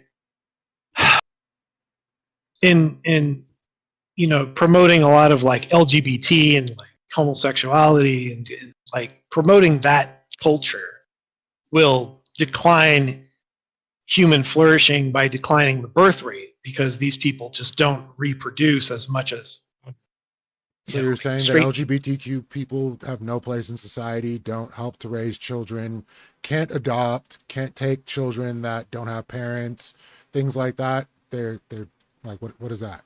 you said a lot there, so there's like I'm saying like, maybe it would be easier to like ask what I do think about it. It's just what do that you think? it's just I just think like culturally they shouldn't be so celebrated, and definitely we shouldn't have to be forced to accept to accept their culture or anything if we So don't you want to. shouldn't respect other human beings. For what reason? Well, we don't get respect from them, like In what way has anybody in the LGBTQ disrespected you? Christians, You. me specifically. Yes. Well, a lot of them don't like me for being a Christian. They don't like that I see their lifestyle as sinful. So who are you to say that their lifestyle is sinful? Well, I'm a Christian. It's part of my entire belief system. So it's part of your belief system to pass judgment No, and it's let not them my know that their place to pass. lifestyle is sinful and not treat them with respect. I've never not treated anyone with respect because they're sinful. I'm a sinner too. The only thing is that I recognize the sins I commit and I try to repent for them and not do them again. Whereas some people will indulge in their sins, and that's I think it's actually God's love to let them know that they are sinning if that is the truth. And that's what you've been called to do.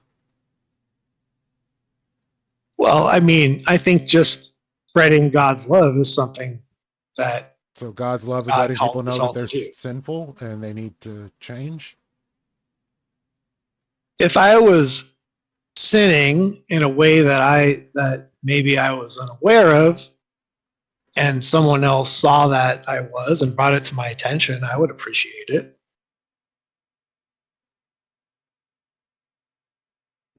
Don't we all have friends that kind of like check in on us and they, kind of make sure we're all right, that we're doing the right thing sometimes? I've never had a friend that came to me and was like, "Hey, bro, you're sinning. You need to cut that out." Or not particularly like you're sinning, like, hey man, you're kind of fucking up.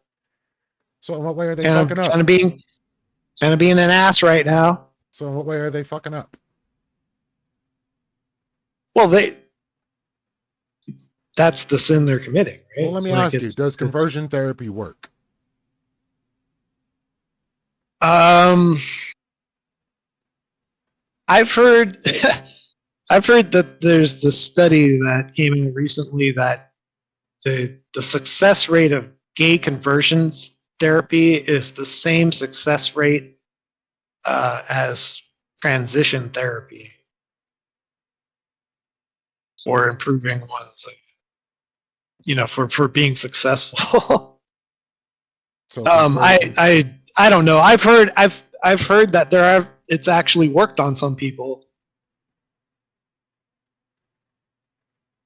So if you're asking me if it's worked on certain people, I mean, then there's evidence for that. So with the success rate being as low as you're kind of admitting it to be, because that seemed to be what you were getting at, are you saying it has a high success rate? Oh, I'm not advocating for gay conversion therapy, but I mean, like, Well, if they're sinning, the way, yeah, just kind of like you're being a drunkard is sinning. You know, So we is- kind of see it as the same thing. is being bigoted a sin? Is being bigoted a sin? Yes. I guess so. I suppose in like in a roundabout way, there's some. I mean, there's a passage. You know, there's passages about judgment. I guess if that's what, you know, that's what we could call being bigoted. Hmm. Yeah, I would think being bigoted would be not respecting other people's lifestyles, who they are as a Right. person. So, like, if someone's an alcoholic, do you respect that person's lifestyle? If someone's an alcoholic, do you respect their lifestyle? That can be fixed. Why should it be fixed? It's their lifestyle. It's the lifestyle they chose. So when it comes down to addictions, these things fall into a DSM. These things have protocols that can help. They could be damaging their body, so on and so forth. Yeah, but if it's their freedom to do it, why can't And they they're do free it? to do it. Nobody said they can't.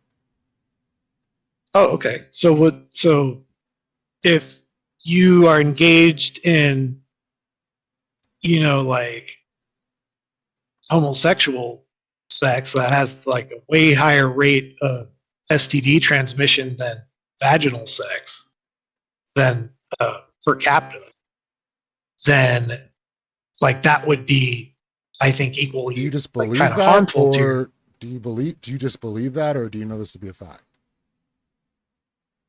I believe there's definitely data that anal sex has much more capacity for disease than vaginal sex. And is this just a feeling you have, or is this something you know? No, it's definitely it's definitely a much dirtier, you know, orifice to have sex with.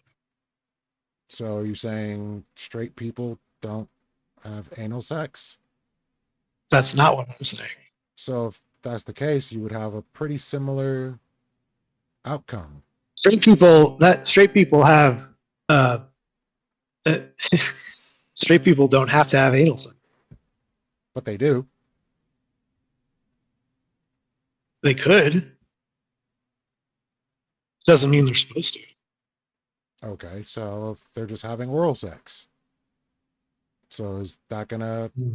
pertain to a higher rate of disease? Or could it just be that people that have sex get sexually transmitted diseases? No, it's not that. It's just that having just anal sex versus vaginal sex, anal sex has much higher transmission of diseases. It's much easier to catch a disease having anal sex, and that's the only way that, you know, other than oral, that homosexuals can have sex, quote unquote. Well, I don't really think I call it a simulated sex act, but you know, that's what they would call it. So what it sounds like is you feel a certain thing is probably wrong, No, and you that's a believe. fact. I think it's definitely a fact that it's anal sex is much less safe than vaginal sex. Okay, and so with the case that lesbians have a lower case of STIs than anybody else, Are we? should we Are we just are you? Are you? Do you disagree with that? Yeah, I disagree with that.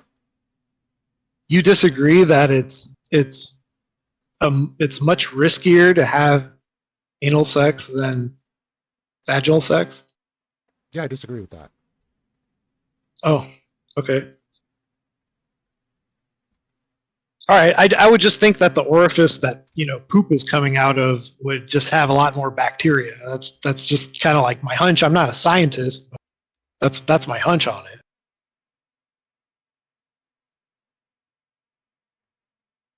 Okay. I'm glad we're going with hunches here.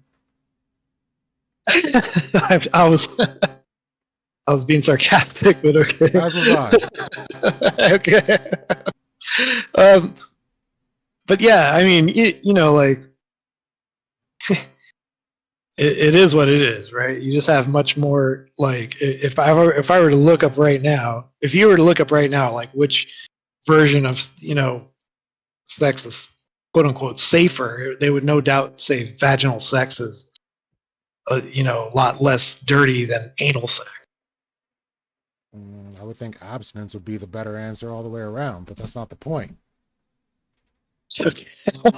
But I'm saying if you got to pick one or the other, my bet, I'm going to bet on vaginal sex being the safer one all day, every day. So would that be like in a monogamous relationship? Would it be in all areas? Like where are we getting at here? Yeah, preferably monogamous. Yeah. Okay, so with this being the case, should people just abstain altogether to make sure they don't get STIs? No, well, our obviously our purpose was to have a monogamous marriage, and then you know through that marriage, the purpose was child raising family. That's like the primary Christian mission. Hmm.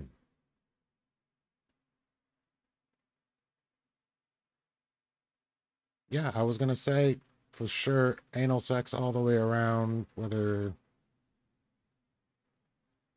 it be between hetero couples or gay couples, is gonna carry about the same amount of risk. The same amount of risk as vaginal sex. Yeah, I would say so. I don't. I don't think so. Hey, thank you Um, for the raid, Lactoid. let's see. What? So you say you're a secular humanist, right? Yes. So you go by like the Humanist Manifesto. Yeah. Okay. So like, why wouldn't a why wouldn't a society become like Christian dominated through the Humanist Manifesto? Like it couldn't, if it doesn't exclude religions, then why wouldn't that still become like a dominant religion under that system? Why wouldn't secular humanism be a dominant? No, why wouldn't Christianity still become a dominant like belief system under secular humanism? Oh, because people would understand for the most part that these are just rules coming from an old manuscript that don't apply to what we do every day. So as you move forward, you start seeing, hey, we don't need this manuscript. We can kind of bear out what's going to work for our society. But it's not saying. But who? So how? But how would you get all the Christians to stop being Christian? Why would you need to get the Christians to stop being Christian? Well, because they're still going to like vote in their interests. And so if they vote, as long as they keep voting in their interest, like they're going to, like I guess what I'm looking for is like what would change, like from now? Because if like Christians kind of voted in their interest these days, and that's kind of like what got Trump in office, like how would you change that unless you become like an authoritarian government that suppresses religion?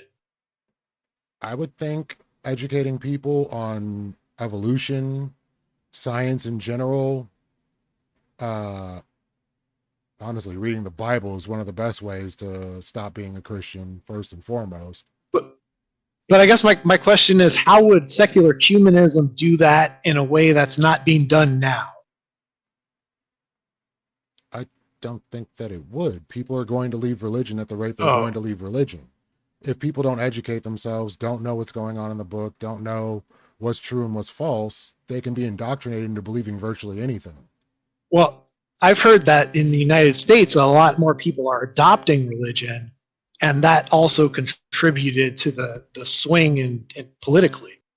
I don't know this to be true. Because this, well, well, there are statistics, I think, that people were talking about, that people are becoming have become a lot more religious since 2020, and that, the Republican Party more aligned with those values. That's why nobody seemed to care about abortion.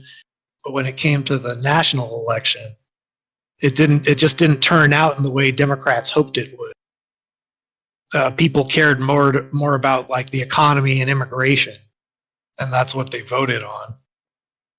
So it's kind of like, I just don't.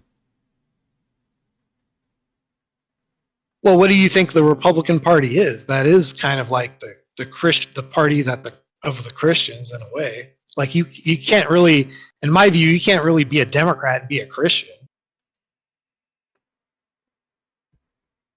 That's interesting. Yeah, because I mean, if you voted, well, I want to know, what are we judging to be a Christian? You don't think there's Christians in the Democrat Party? I mean, I'm sure there are some, but I mean, maybe there's some Democrats that are against abortion. I'm sure. Okay, so you're saying that I'm sure those the people party are that Christian. is more Christian would rather vote for a rapist? Well, we don't believe he's a rapist. We don't believe that there's enough like evidence to like produce that he was a rapist. So you're telling me that the court case that showed he's a rapist? They didn't get him. It was a civil case. It wasn't like there wasn't any. Do you believe in marital rape? Marital rape? Do you believe marital rape is rape? I don't know. Like I don't like rape. Rape is very specific. Rape your wife? No, you can't. You can't. You should not force yourself. No, I'm saying, on is this a thing? wife. Like, do you believe that marital rape is rape? I believe you can go against your wife's will, and that is harm. And that's not something you should do to your wife. Well, Trump did this to his wife, and the only reason why he wasn't convicted of doing so is because that state did not recognize marital rape. Rape requires a lot of evidence to be substantiated. It's not really something you could just, he said, she said thing, and then, you just automatically believe the woman. I don't believe in that system. I believe in the justice system where we find evidence. And there was evidence that he raped his wife. What was the evidence? What was the... Let me pull it up. So, let's go.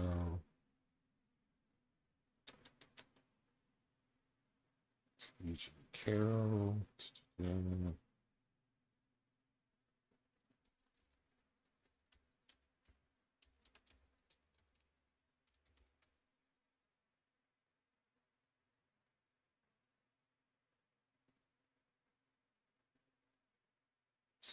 This is the first time I'm hearing this claim. Oh, first time? Okay. Yeah, you would think that they would make big news against it on the mostly lefty-friendly news outlets that I pay attention to. Ivana stated in a deposition in 1990 that Trump raped her, and of course he said the allegations were false. He said, Mr. Trump and I had marital relations in which he behaved very differently toward me. I refer to this as rape. The divorce was granted. So it was just an allegation. It ended up, it was like, I remember, is this the E. Jean Carroll thing? No, this was with Ivana Trump. Ivana Trump. I have not, I mean, I would think they would make a big deal about this. I have not heard about this. It sounds like it was just an accusation absent any evidence. Let me see. The court case.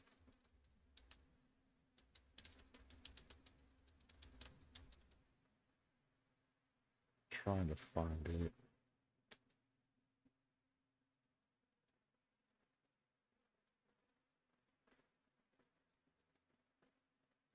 So, what is this? 23. So it was not finding it right off. So I just don't. It just seems like like my options are voting for my interest or against my interest. What's that? It's the binary is just kind of, for me, it's just like voting for my interest versus against my interest. And I also, Kamala did not make her case. She couldn't make her case to her own party. I believe she did. Well, apparently not, because that doesn't mean you they didn't show up like they did. They didn't show up like they did for Biden. Yeah. So it could be the fact that she. It could be the fact that she just wasn't Biden that lost her the race. I don't see. So the fact that she didn't win means that she didn't make her case to Democrats? Well, a lot of them didn't show up.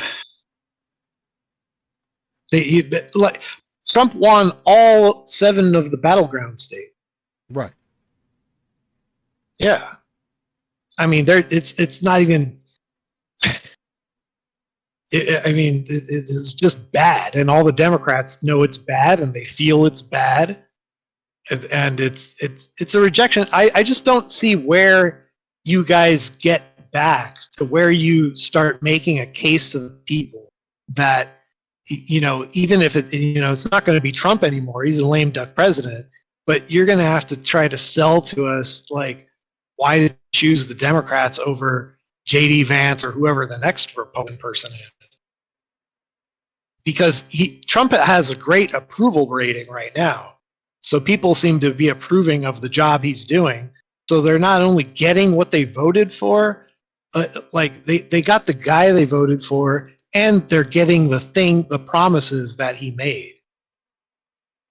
Yet his approval rating He's acting is dropping. quick on the border. I believe his approval rating is lower than when he went in the first time. But that's not necessarily where I was getting at. We're talking about Christian voters.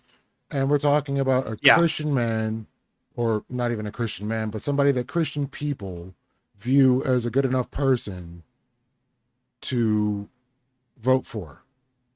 So we're talking about somebody who the dichotomy of choices. So you have to look at the other choice for the Christian as well.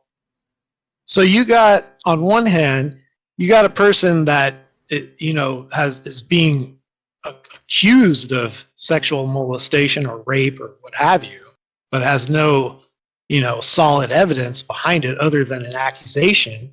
And then so they're looking at him. I mean, trust me, there are all kinds of people who voted for Trump even though they don't like him on a personal level. It was just that kind of election. It's just mostly policy driven. It's not about the person to these people. I think that's what you guys fail to realize, is that it's not the person we're voting for. At some point, things get so bad that the person becomes so unimportant versus the policies he's trying to drive forward that you're just willing to look the other way on some of his character flaws. And what policies are these are good for Christians? Well, so getting rid of, Christians believe in merit, so it's like getting rid of things like DEI, getting rid of things like, trans and LGBT inclusivity within some of our federal organizations, like being so public. I think that type of image shift, like like a shift in propaganda, is better for humanity in general. So you're telling me that DEI is anti-Christian. Well, it's anti-merit. So, In what way is it anti-merit? I Can you explain that to me? well, because if it was just merit, we wouldn't need DEI. That doesn't make sense. So you're telling me that the people that are getting these jobs are unqualified. Well, if it's not merit, then it means you're not qualified. If you're not hired based purely on merit, then you can't possibly be the most qualified. So You could be qualified, but you could not. Maybe you're not the most qualified. And is there anything you can show that says that the people that were hired were not the most qualified? Well, I could show the need for DEI replacing merit. What's merit in this case to you? Just choosing the best qualified person. So you're saying that Person with the highest qualifications. So like if I have 5 pilots in front of me, Mhm. and they're all qualified to fly a plane, right? All of them have certification to fly a plane, but I only want the best one out of all of them. I'm going to pick that guy. Doesn't mean that the other 4 aren't qualified. It just means I chose the one with the best qualifications out of all 5 of them. Is there any way that you can show that they didn't choose the best candidate? In any instance? Yeah, by implementing DEI. Does that not mean they just had to broaden the pool of people that they look at? Or are you saying they just chose unqualified people? I'm asking if you believe that they aren't choosing the most qualified people. I believe if you're using DEI instead of merit, that by default you are not choosing the most qualified people. Because if it was just merit based, you wouldn't need DEI. Okay, so this definitely doesn't bear out in how DEI works, but if that's what you believe, I will take your word on that. So the next one is LGBTQ and trans. So Christianity is anti-LGBTQ and trans. No, is we're against those types of cultures being promoted because we view them as like a social contagion. So Social just contagion. like some people, yeah, social contagion. So it's like if you're promoting it in like children's cartoons and things like that, then when they'll be more accepting of those types of things when you grow up. And it's always it's just a pathway to like accepting sexual deviancy. Okay, what's another value? A value That you're saying that Oh, Christians are voting for. when they vote like Republican. Right. Yeah, well, so a lot of what they're voting for is kind of like what they vote against. So those 2 things I think were a big factor for Christians in this election. Well, yeah, that's what I got from what you're saying. So from what I'm hearing is that Christian people are against gay people, trans people, and no, not the peoples. No, in Christianity we have a saying. We say, "You love the sinner, but you hate the sin." So it's the sodomy we hate. It's not the people. So what's being voted on that's stopping that? No, see, we just want to go culturally against that. So it's like if you have all these inclusivity seminars within the FBI for like gay, trans, and LGBT people, and you're promoting that lifestyle within federal organizations like that, we think if you just remove those things, you remove the propaganda, that is good for Christians. It's not removing the people or stopping them forcibly from doing anything. It's just removing the promotion of the lifestyle.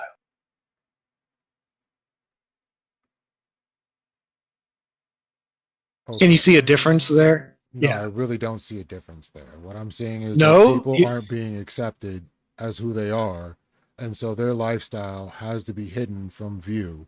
So we're basically being bigoted against people. no, you could still accept people's sins because you know that you yourself as a Christian also have sin. So you could, I mean, I don't look at another person and see us. I see us as equals in that matter. What the difference between them and me is that when I see my sin, I recognize it as sin, and I feel bad about it, and I repent for it, and I try not to do it again. Whereas their sin, they see it as just their lifestyle. So being who you are is a sin, is what you're saying, and that sin Well, can't be. we view it as kind of the same as alcoholism. So we don't believe that an alcoholic is who someone is. We believe that they have the disposition to become an alcoholic, but we don't believe that's intrinsically who they are as a person. So you're saying they could just change? They cannot do the sin, right? So Being a drunkard is a sin. So if we don't subscribe to your belief system, Mm-hmm. why should this be seen as a sin?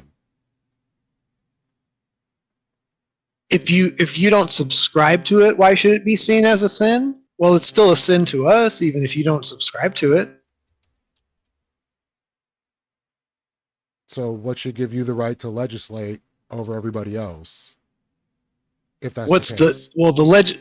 No. The legislation, no, we're not, there's no legislation saying that they're going to kick down your door for sodomy. I'm just saying you're getting rid of the propaganda that promotes the lifestyle.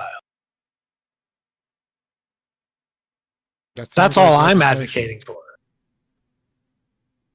But it's not going against any, it's not stopping, it's not stopping people from being gay or from being trans. There's It's not healthcare directly initiatives. interfering. It's not directly interfering with. Well, so the like the scientific. I think the science right now is split on whether or not childhood conversion therapy does harm. So I'm not sure which side secular humanism would choose, because I've heard some secular humanists say that you would choose going against that. So it is split. I'm not promoting any sort of conversion therapy or anything, especially in minors. Well, I'm right. See, well, that's what I'm saying. That right now it's split on. Yeah, that there are some people on the left who believe that you should allow that. I'm going for what causes the least harm, so I would go where the science leads on that and go with what promotes human flourishing most. So, right. Well, whatever the case may be, do when they're split in the meantime. I don't necessarily You see just where gotta, you're going with this. What I'm saying is that there's nothing within secular humanism that gives you kind of like a base morality, because you just have to wait for the science to tell you what it is. So it's kind of like no. What I'm saying is, I'm not saying that any particular conversion therapy or anything should be done. What I'm saying is, in the case that when a person is going to transition for whatever reason, is between their doctor and themselves at a point where they're developed to do so, which usually doesn't happen until they're 18. So at that point, that's an adult making a decision that best correlates with their human flourishing. And for anybody to well, step in that's between not the that part. is problematic. No, but that's not what the disagreement is. The disagreement is below 18. What should happen? I don't see where this disagreement is coming at.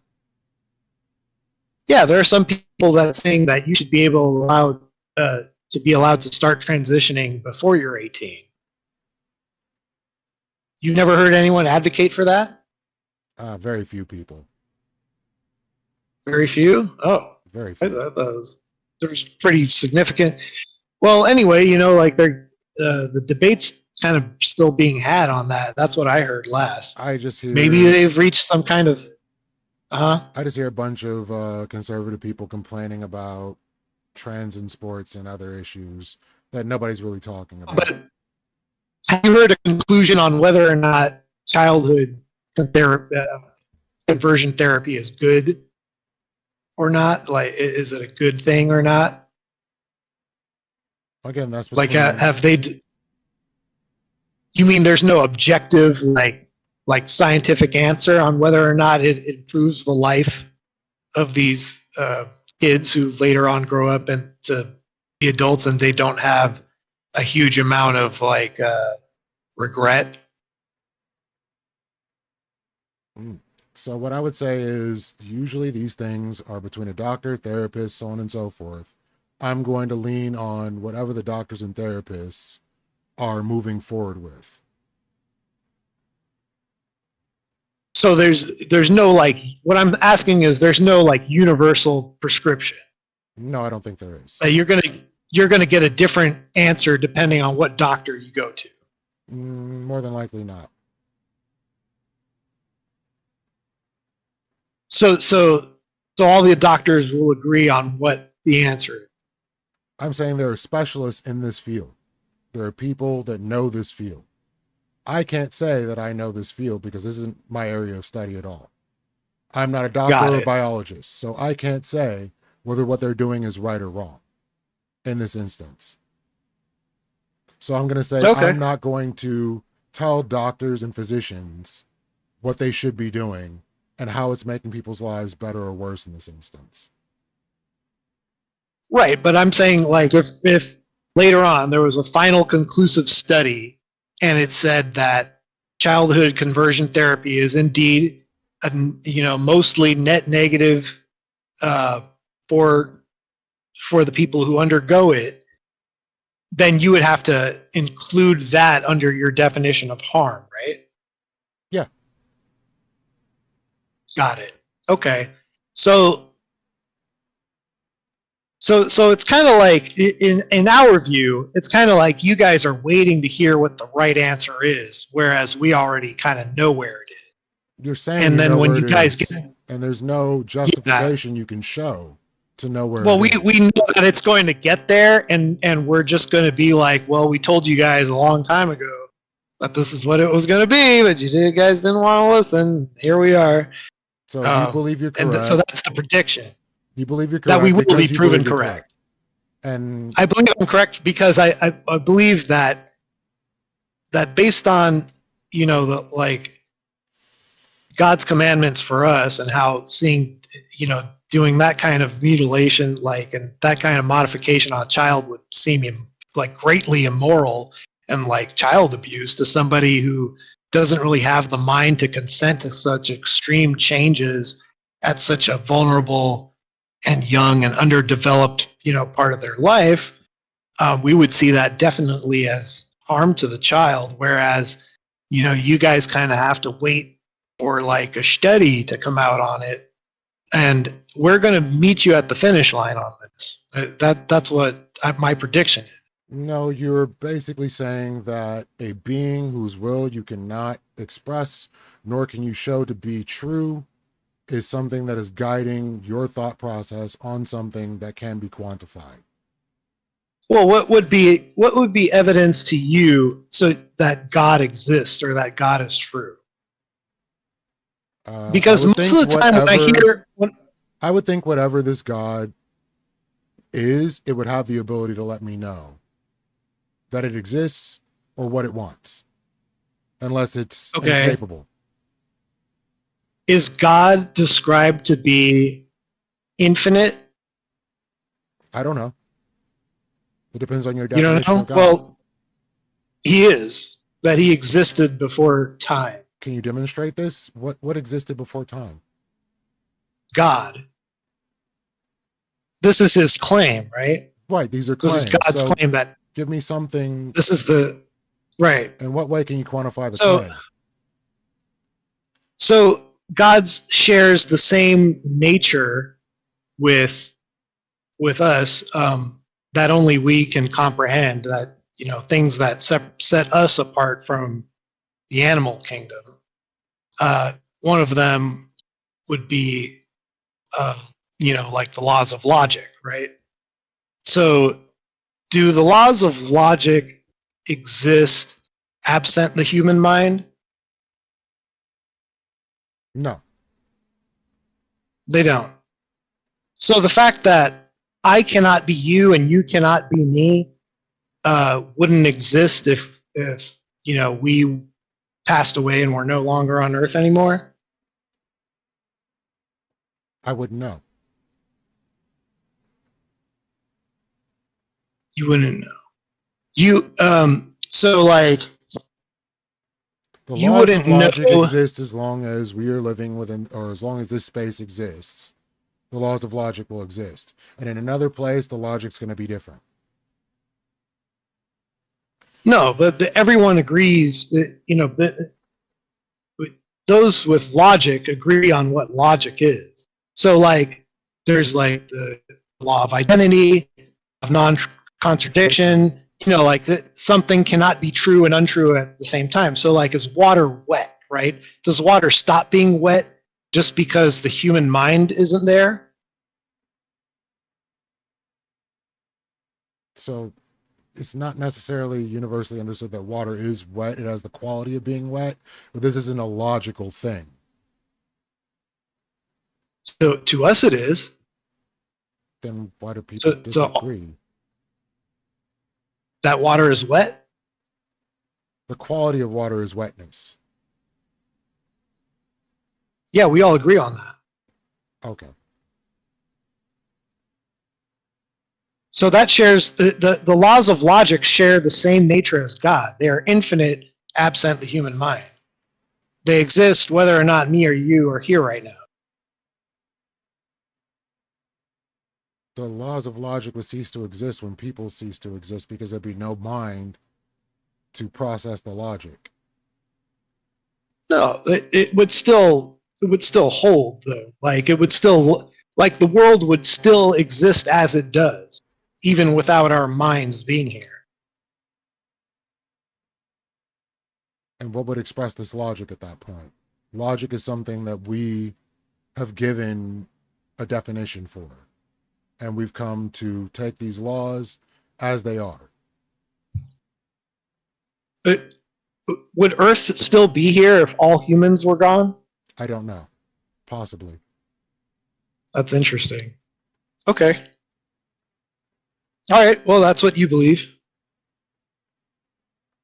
So, I mean, this is one case that we can make for God's existence, is that he shares the same nature as logic and morality, things like morality. So, like, in a secular world, why wouldn't you be able to have like,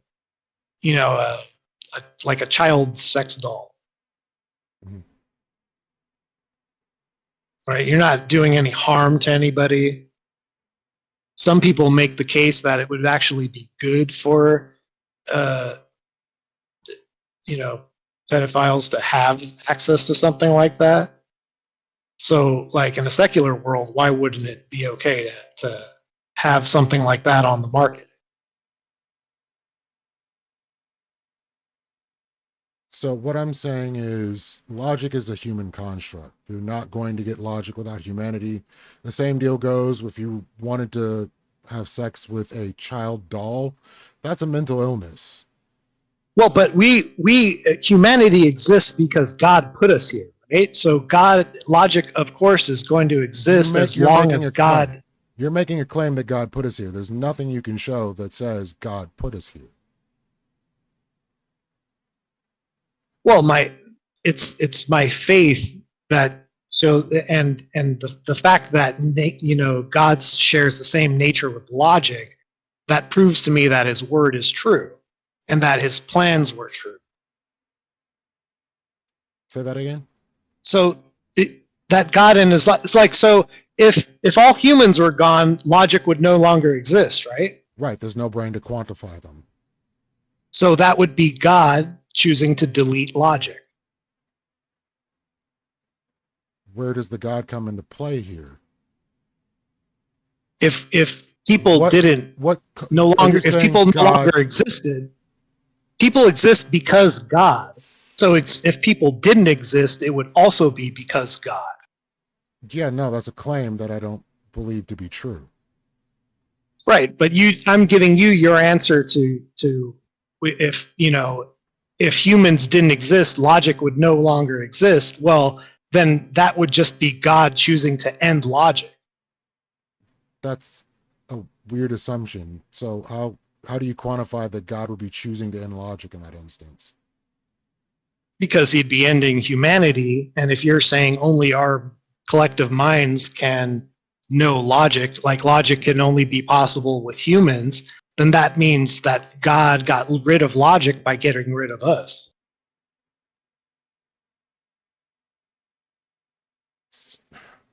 This does not make sense, as you're saying that a thing that you can't show to be real did a thing and there was an outcome. Your standards for God being real are just not. The God I believe in doesn't meet your standards of being real. Yes, God has not met its burden of proof. No, well, He has enough proof for me, just not you. What would be proof that God is real to you? I told you, if this particular God existed, I believe it should have the ability to let me know it's real. Right. What would that be? Whatever it knows it needs to do. What would it need to do? Like, so you could tell me right now, if God could read your mind, He would know. But that I'm asking you right now, what would God show you that would be verifiable proof for you personally that He existed? I don't know, but it had the ability to do so before, according to the Bible. So in this case, so it would be by your own standard, it would be impossible for God to prove Himself to be real to you. No, absolutely not. Then what would it take to prove that He was real to you? It would know. But I'm asking you. I'm saying I don't know. A God would know. If it was a God, it would know. Right. You don't know. How could you ever see that God was real if you choose not to believe Him? I'm not choosing to believe or not to believe. Yes, you are. God gave you free will to choose not to believe in Him. And by not believing Him, you cannot believe in Him. So do you believe in Bigfoot? I don't see any. There's not enough evidence for Bigfoot. So do you choose not to believe in Bigfoot, or do you just not believe in Bigfoot? I just don't have any evidence one way or the other to prove that Bigfoot exists. I just believe it feels, and I'm just going totally off vibes here based on the stories I see about Bigfoot. It just feels like Bigfoot doesn't exist. And in my world, it feels like God does not exist. You choose to feel that way. Some people choose to feel that Bigfoot's not real because in your world, and some people choose that Bigfoot is real, correct? They can choose to believe something that is not proven to them, sure. You can always choose to believe Yeah. something that's not real. Right. Right. So And just like what we have here, we have someone who can't even name the standard of evidence they would accept to believe God is real because they just choose not to believe in God. So there's no way you can make someone believe in God unless they choose to. It's just not possible. So can you choose tomorrow to believe that Bigfoot is real? If I was given the evidence, So where's the evidence there would be that God evidence. is real? There's no evidence that God is real. What would be your evidence? I would need to see a Bigfoot. Yes, literally Yeah, seeing a Bigfoot, I would need to see or Bigfoot. something. Yeah. Something that would quantify a Bigfoot. I would need to Let's see get a DNA corpse test. Let's thing, like. So where's a God's tooth DNA with a test? DNA. Right. What is that? What you want? A DNA test that says I am God? I mean, something. Give me the better than thing. nothing. We can name an easy standard for proving Bigfoot's real. You can't name a standard for proving God is real. And I'm saying that this God would know how to let me know that it's real. So are you saying that God would be incapable of this? No. God, there. It's there for you to choose whether you want to know or not. He gives you the freedom to choose This to is not believe in him. Really too. circular. So the deal is, if something has not met its burden of proof for belief, why would I have good reason to believe in it? I gave you one of many different, evidences for God. You're saying that Yeah, but you logic don't have exists. Logic exists because we exist. If we did not exist, there would not be logic. That does not prove a God. That just proves that we exist and that there is logic. No, logic is infinite. No matter, you would have to get rid of every last person in order for logic not to exist. That's how universal logic is. The laws of logic are applied to us for infinity until we no longer exist. Right. It's a human construct. Which is not God's plan. God's plan is for us to always exist. So God said we always exist. So we've always existed. Yeah. So his plan for us is to always exist. So what you're asking me to imagine is an impossibility. For you to say that, well, all logic would end when all humans end. Well, I just don't believe in that. I don't believe in that future for humans. So you believe in something that you can't prove. So you just neither of us can prove. I never said it doesn't exist. I'm saying I have no reason to believe it exists. And if you were to quantify which God you're talking about, I will say, once you give me the qualities of that thing, I will tell you if I believe definitively it doesn't exist. Right. So what I'm telling you is I could only give you evidence, but I can't give you proof because by your own standards, there is no proof. There's no one thing, that one act or one anything that you could name specifically that would be solid proof for you to believe that God is real. So all I can really do is provide evidence for why God would be real. Yet you have no evidence. Oh, I mean, if you would like more evidence, let's see. Do you believe in aliens? No. No? Okay, neither do I. But you could choose to. You could, but you can still be wrong. Wouldn't. Yeah. Well, you're definitely wrong if you're a Christian. But I don't know. You're saying God it's is interesting. incapable of making aliens? I haven't seen any evidence for that. Yet you believe in a God that you have no evidence for. I have his evidence. His evidence is us. He said to go forth and multiply, and you shall inherit the earth. That's what a book says. A book says a thing.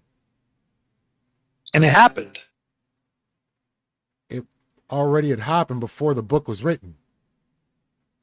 No, we didn't dominate the whole of the world when the book was written.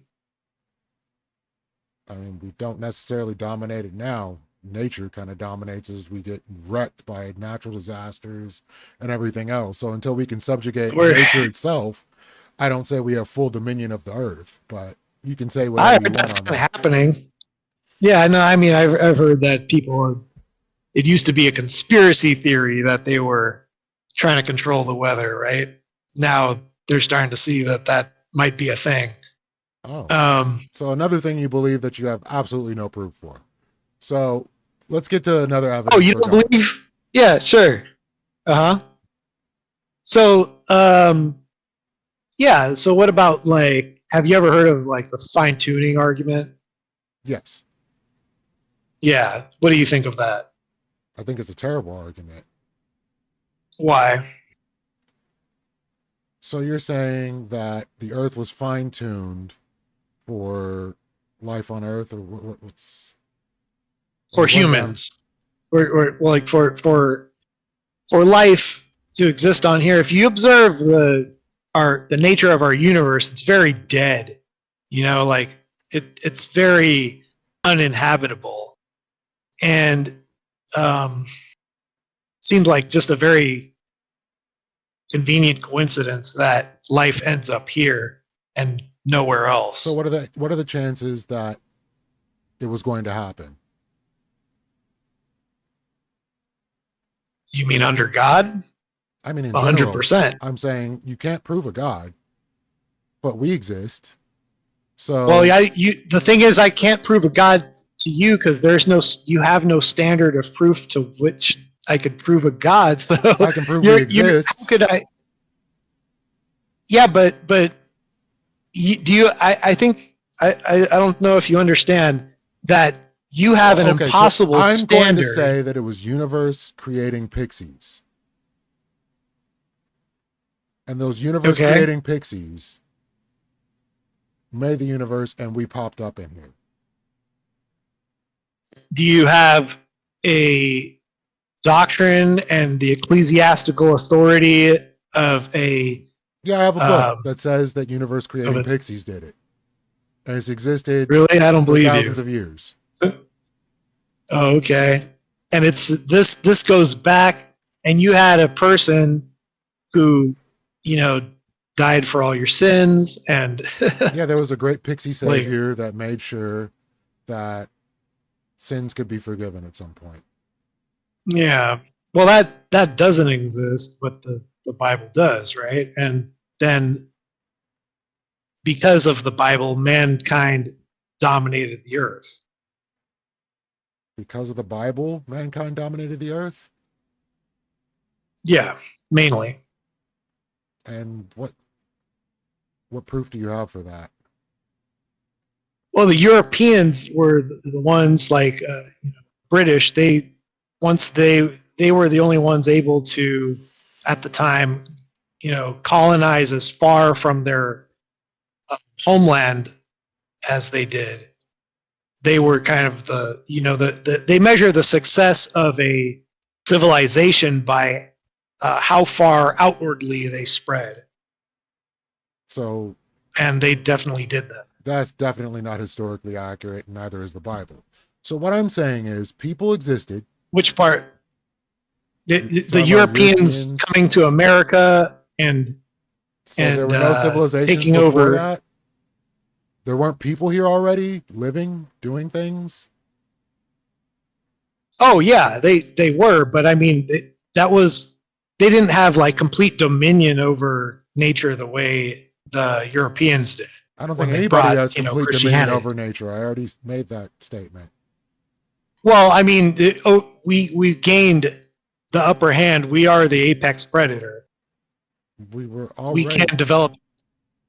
can develop territory wherever we want, and there's no amount of nature like we can develop territory underwater. We could develop territory up high in the mountains, in the jungles. There's like no nature. I mean, there are very little places yet on Earth that nature's been able to keep us out of. That doesn't seem quite right, but okay. I'm gonna Oh, say there you are look at places the globe. I'm just gonna say there are places that we don't tend to live. Antarctica is one of those places. Sure. Is there a reason why? Sure. By choice. We could choose not to take, like, if we choose not to inhabit a place, we won't go there. So we can inhabit a live volcano. Would we choose to inhabit a live volcano?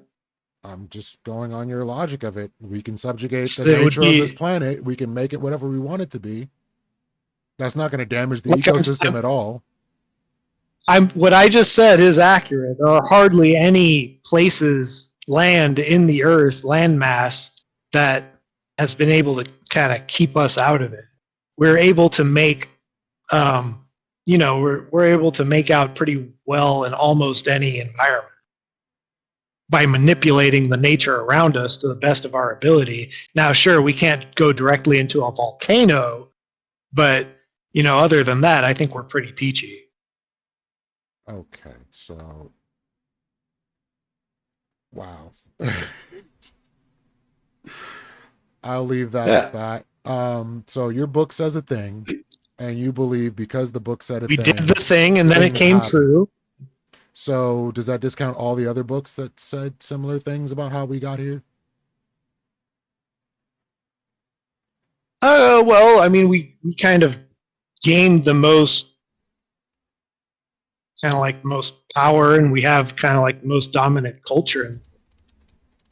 And Western civilization is popularized all over the world, and the things that came from it.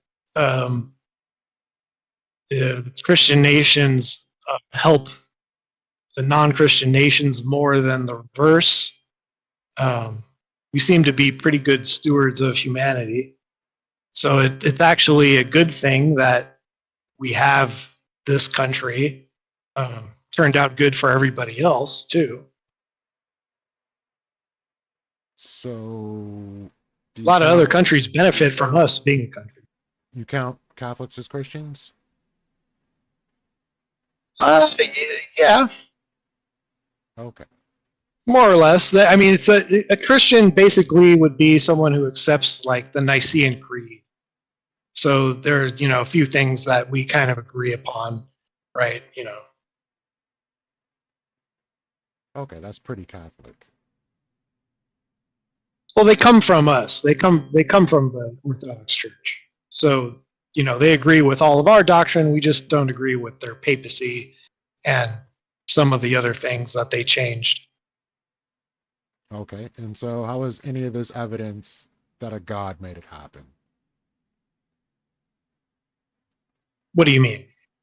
How is any of this evidence that a God caused this to be?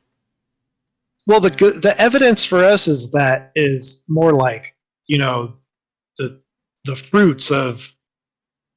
So, like there's a lot of influence and power in the world from both from Christianity, comes from whether you want to say it comes from the Vatican or the Eastern Orthodox. It ended up being a very powerful thing to spread. It seemed to spread to people pretty naturally. So it's an argument ad populum. So because more people believe this thing to be true, makes it correct? No, that wouldn't be true because Islam would win that argument. So why aren't you Muslim? Well, I'm just saying that we went forth and did what God asked us to do, and So how can you show that we weren't going to do that anyway?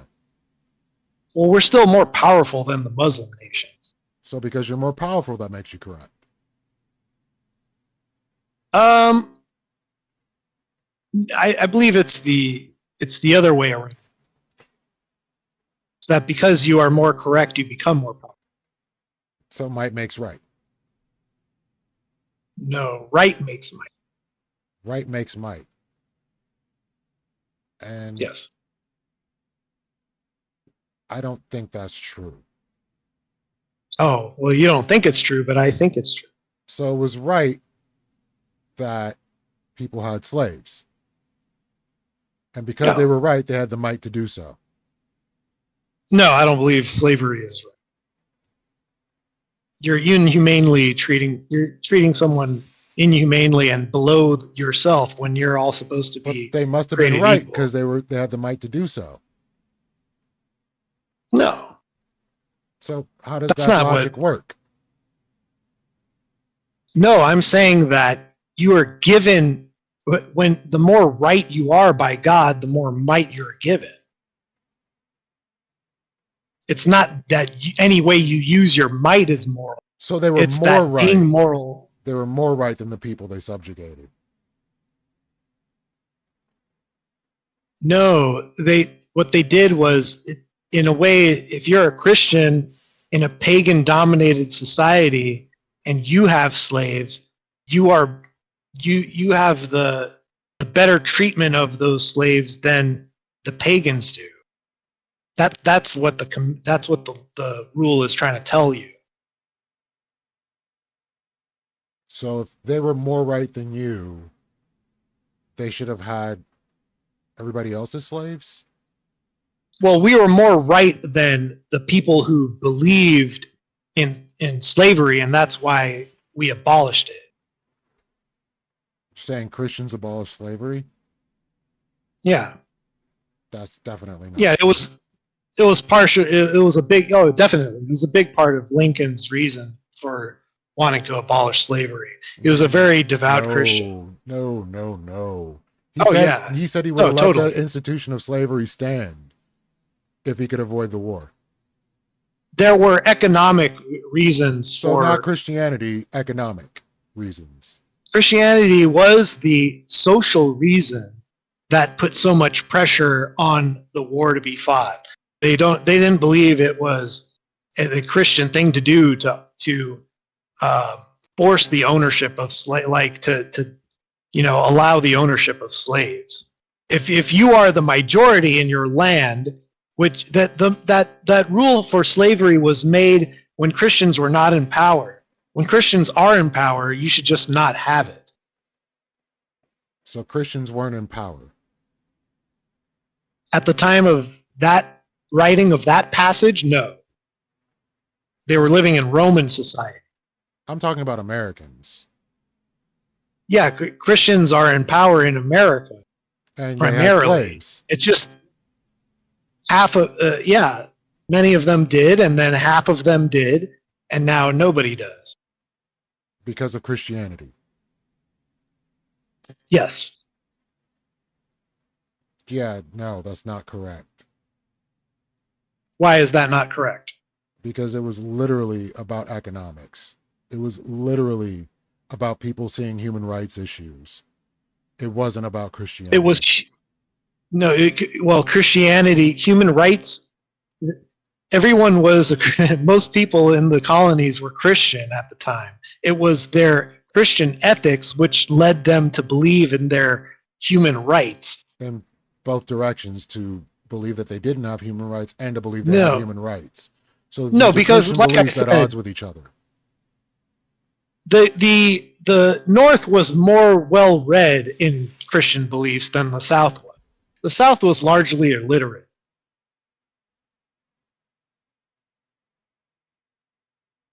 So you're saying because they couldn't read, they had slaves? Correct. Because they could not gain the I don't an think there's a unbiased single interpretation. historian that's gonna agree with you on this. No, yeah, you could look it up. There was a way larger rate of illiteracy in the South, and so there were a lot less people who were able to read the Bible for themselves. They were often given biased interpretations of the Bible from the pastors who were given positions of power in that region, and they were largely politically motivated to commit to the ownership of slavery. So it was the Christians who are more well-read with a better understanding of Christianity because they could read that understood that slavery was wrong. So you're saying dumb Christians And that's why are the reason for this? Well, misinterpretation. They paid the price for misinterpreting or, What not price being did able they to. pay? Well, they lost. Right makes might, and the right side was mightier. So the South lost. Yeah, this is not historically accurate, but that's cool. The South didn't lose? The South definitely lost, although they still have a problem Okay. accepting that. We agree on that, right? What I'm saying is Christianity did not end slavery. The It correct was- Christians ended slavery. They The were all more- Christians at the time. You could look up the statistics on who was Christian at the time.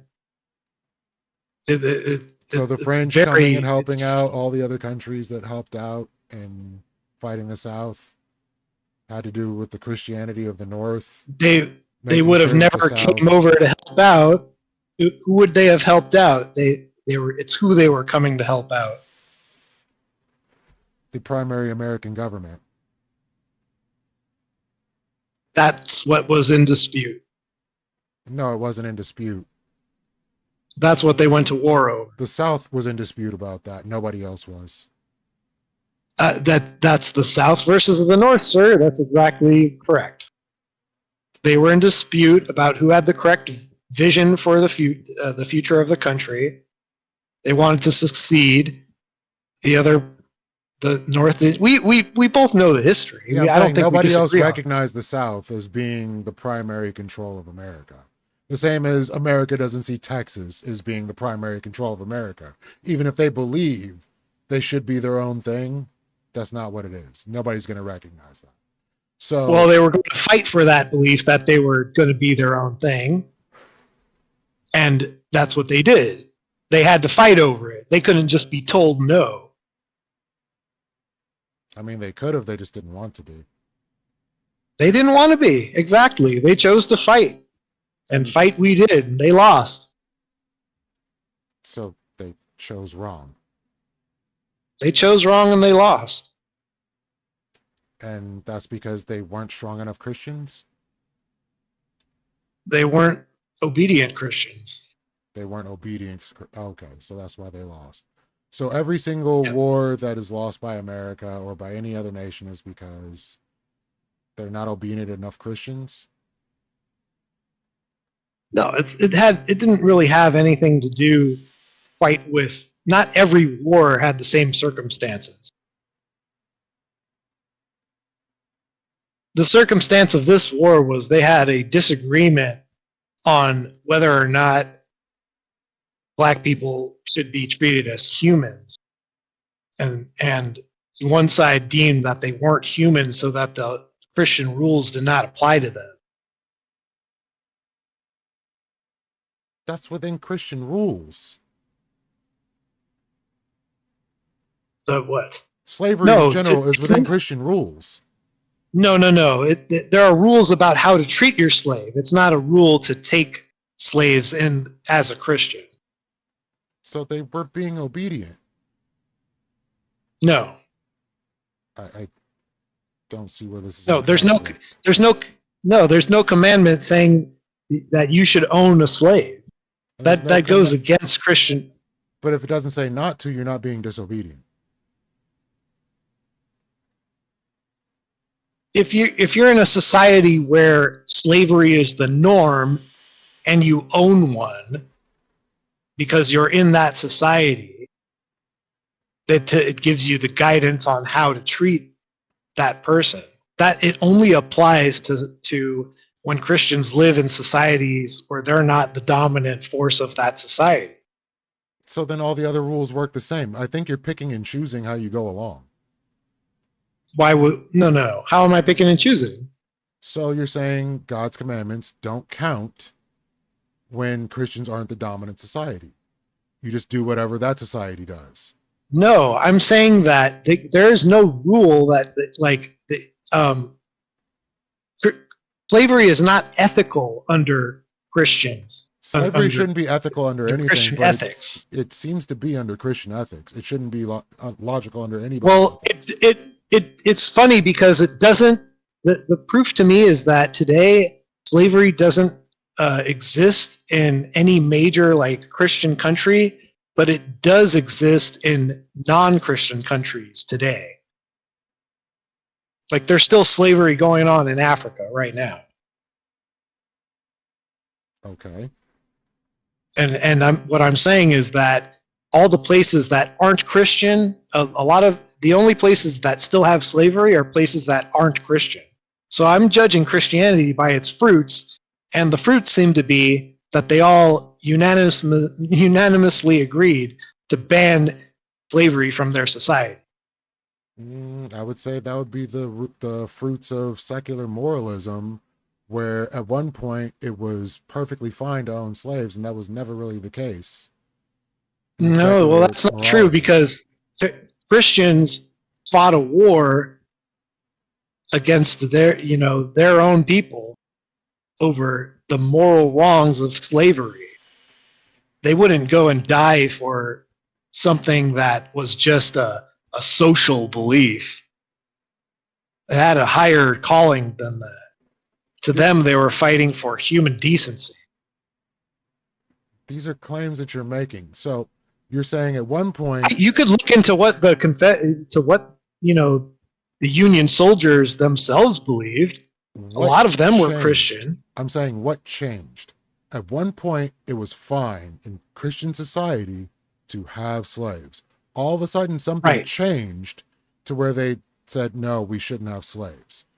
The book itself never changed, did it? And the rationale for doing so never changed, did it?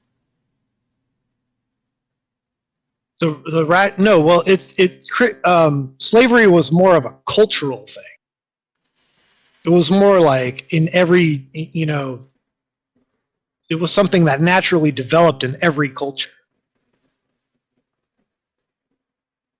So it's kind of like it was one of those things. See, it's funny because Christianity tells you to go against a lot of things that we just kind of naturally do that seem immoral to us, right?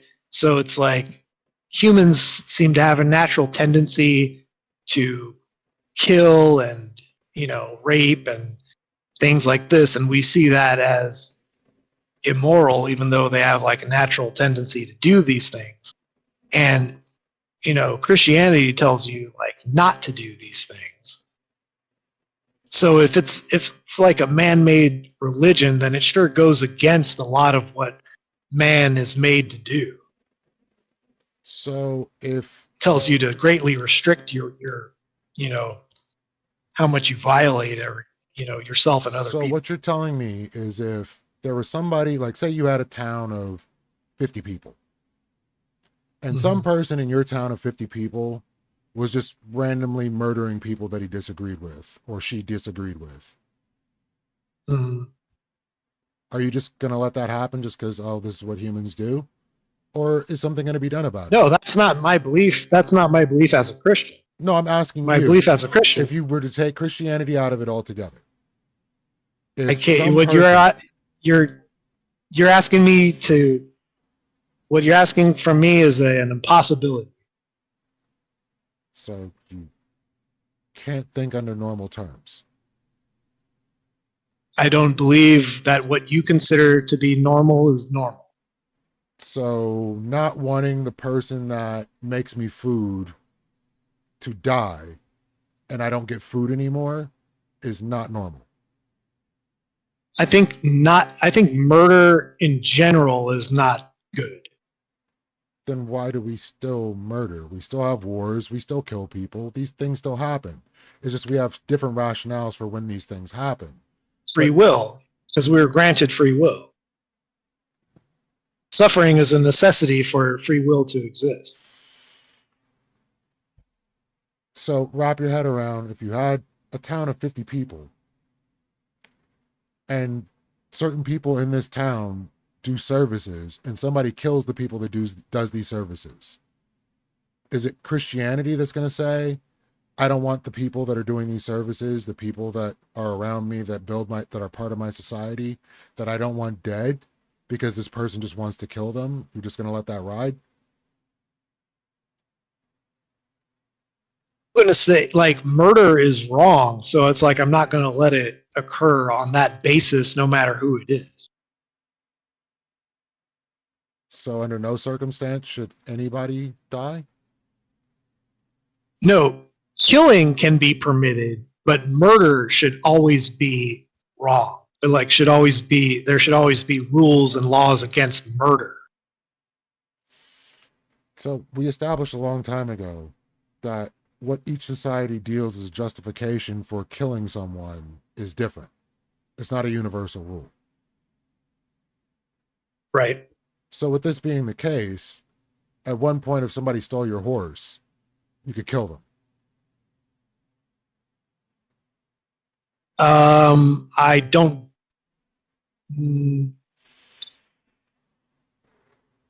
In the society we live in today, it wouldn't. I don't think it would warrant me having to kill them, because we have kind of like a system in place here for dealing with those type of things. So if I can avoid killing a person who's stealing my horse and seek a different route for justice, I'm going to take that route, the less harmful route.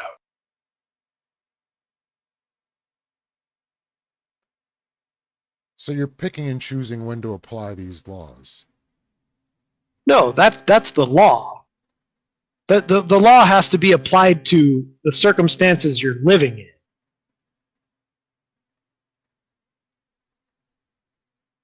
Could you understand how could a Christian be in a place where it has to obey laws they don't agree with in order to preserve their own like health and safety? Of course. Because Christianity Right, is so a human construct. I don't know why that would follow. I think that if I was in if I go to like a very Muslim land, right? I'm not going to. It's just kind of like when Jesus said, like, give unto God what is God and give unto Caesar what is Caesar. What he's trying to communicate there is you have to respect the law of the land that you're in. You don't necessarily, like, let's say, you don't necessarily have to. It doesn't mean you have to participate in what they allow. It just means you have to not kind of ruffle the feathers of that society. You have to try your best to be a good visitor if you're in a foreign land as a Christian. Right. So you have to pick and choose when to follow your Christian views and values. Well, of course, if you're the majority and you're not subjective morality based on power dynamic. So might makes right. In this instance, if No, there were 10 Christians on the planet, it's the other way around. Right. These laws wouldn't matter. Right makes right. So they're right. They don't. So they matter. When Christians are in a Muslim town or in a Muslim society, the Muslims they are right. do as Christian. No, we're right too. We're operating by Christian standards when we're in their territory. So it works both ways. So we're right.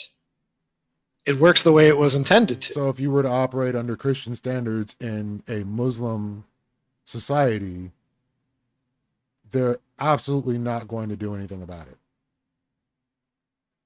No, because I'm going to try to act in accordance with their societal norms in a way that doesn't go against the grain of their society. So you're not right. Otherwise, you would be. No, I am right because I'm doing the Christian thing, which is respecting the land of a foreign land, a land of which I am foreign to.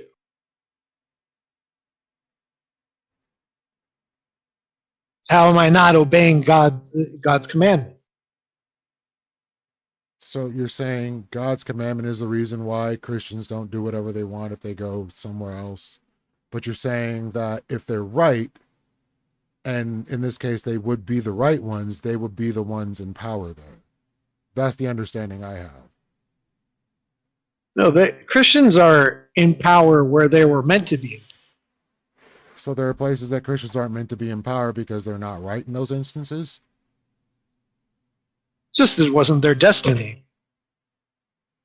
So now there's a destiny in play. The goalposts keep moving. Yeah. No, there's no go. There's always a destiny for Christians to follow. It's not the goal isn't by tomorrow make everyone Christian. It's we accept that it will take a very long time for the truth of God's word to reach the heart of all people.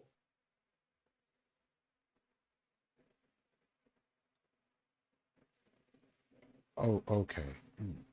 You still have given no evidence for why this should even be a thought in anybody's head, but it's been a few hours. You haven't given, yeah, but to be fair, you haven't given me a standard of evidence, so there's none I could provide you with because you haven't given me one.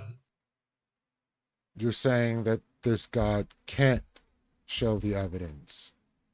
No, you are saying that.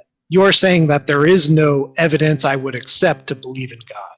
I'm saying if there were evidence that I would have to accept that there is a God, I would probably know what it is. But you can't say what that is. So what evidence would there be to show me like there's a Santa Claus? I think we did this with the Bigfoot example, right? Exactly. Yeah, you would have to see the magical flying man up close with flying reindeer and all that jazz, and that would be your evidence, right? So now let's move to God. So now now I gave you what my proof of Santa Claus would be. Give me what your proof for God would be. So again, that would depend on what the God is. So if it was Thor, I would need Christian to see. God. So the Christian God, I would have to possibly, I don't know, be told past, present, and future accurately. Maybe a miracle. How would you verify that? Somebody regrowing a limb would be pretty good. Regrowing a limb. That'd be pretty. But that's never. But that wouldn't be. That's not the God that Christians believe in. Someone coming That's back not from his the dead. nature. Somebody coming back from the dead. How about that? Well, Somebody that's been dead for a week, coming back from the dead. Right. I mean, there are stories of that happening. I don't know if this to be true. I could find you. There's a whole book on it. I could recommend you a book that has like over 1,000 cases of people being clinically dead and coming back from being supposedly clinically dead. It's very interesting. You could find stories on this happening for a week. For a week. There's only one Jesus Christ.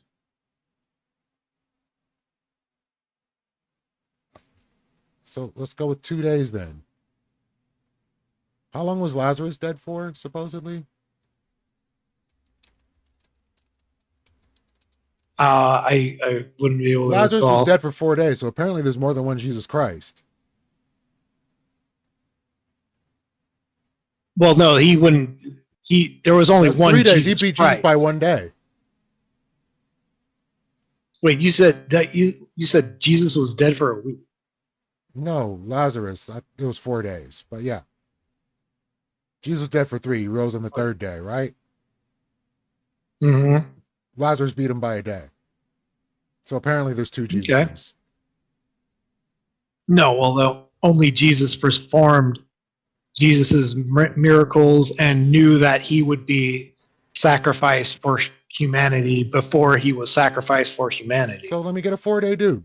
Let's see what's up. 4 days, dead, clinically dead, 4 days. God raises him. That would be something that would make me go, hey, maybe this is a God.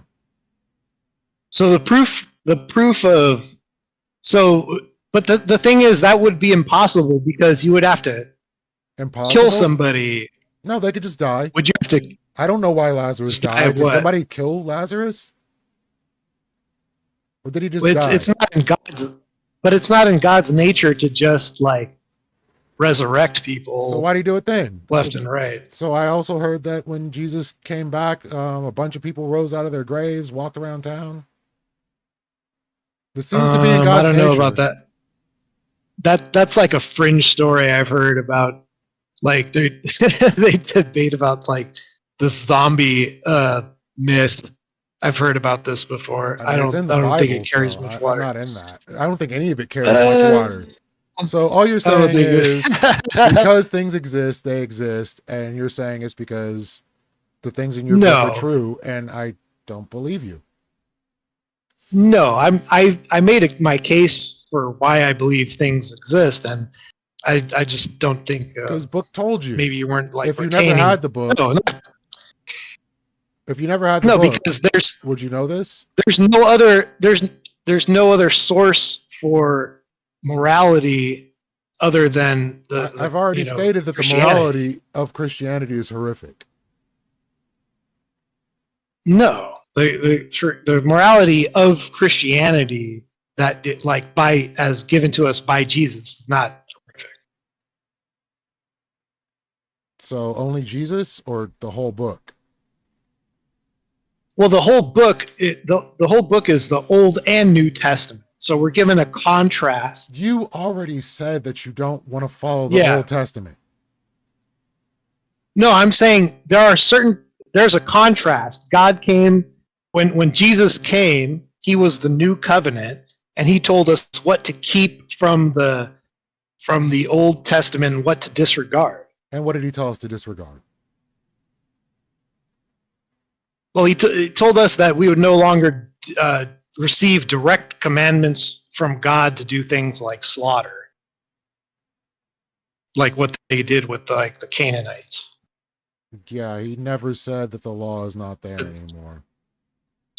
That would no longer. It would be his sin. He would die for all of our sins, so there would be no need for God to call on us to commit, to carry out judgment on sinners.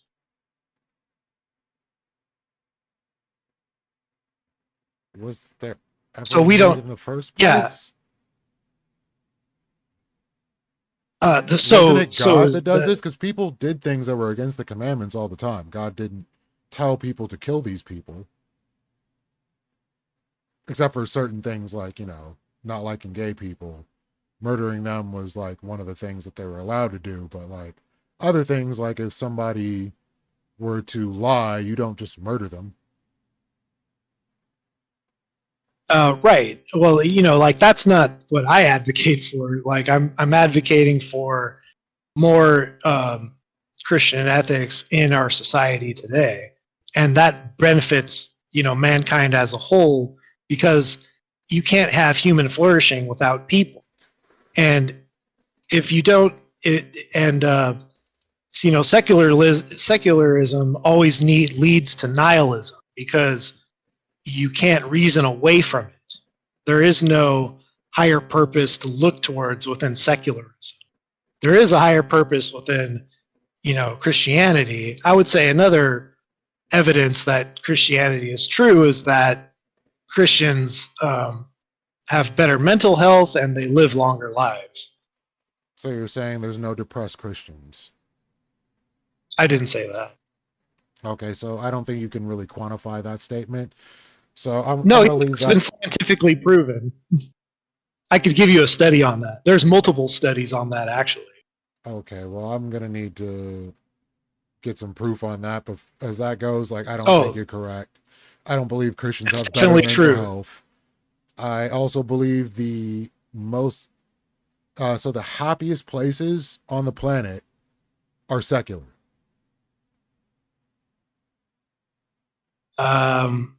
Well, that's Lower crime I don't know rates. how you. Yeah, well, I was talking specifically mental health and longevity, lifespan. Those two things, they did studies on those two things, and they found out that Christians on average had better mental health and lived longer lives. Yeah, I don't think there's a good So study on it's that. just those seem like the type of fruits that I'm interested in obtaining in my life. And since that's scientifically and statistically true, I don't I'm think going to have to you trust can the make science you on can make that. that claim. You can't, like, maybe you believe this science. I don't know where you got it I could from. provide you the study. There's multiple studies on this. I'm surprised you haven't heard of this. Yeah, Most because it's people I've not debated true. on this. Well, you're the first person I've debated on this who doesn't acknowledge this to be true. What they argue is that they make a different argument than what you're arguing right now because they're ahead of where you are. Ahead of where I am, where They, am I? you don't even know that this is true. Where Because it's not true. the atheist, well, no, the atheists who are better studied and the highest tier atheists already accept this to be true. So what they do is they make a different argument for it because they have to accept the data. So what they say is that, oh well, it's only it's forming a community is what adds that added health benefit. Yeah, there's nothing. And so that's the argument that they choose. Your argument is made out of just ignorance to the facts. Yeah, no. I'll have to provide the data to you, but if I give you on that, you would change your mind, correct? Yes. Okay, I'm letting you know right now So that they do indeed exist. if it's only Christians, or is it religious people all the way around? Both. Can't- They actually measured Christians against other faiths too.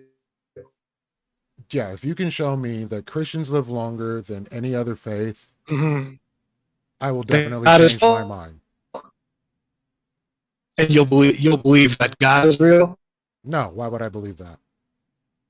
Oh, well, that I'm just giving you another standard. I would believe it's real, but So if it seems other that religions work the same, yet you don't believe in the same God, then that would not say that God is real. No, It would mean that work the same. communities or social groups or other things add to lifespans. I never said that.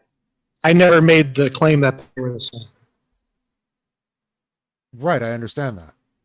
I said that So Christianity you're saying specifically. Christians have longer lifespans than any other religion and anybody who's not religious.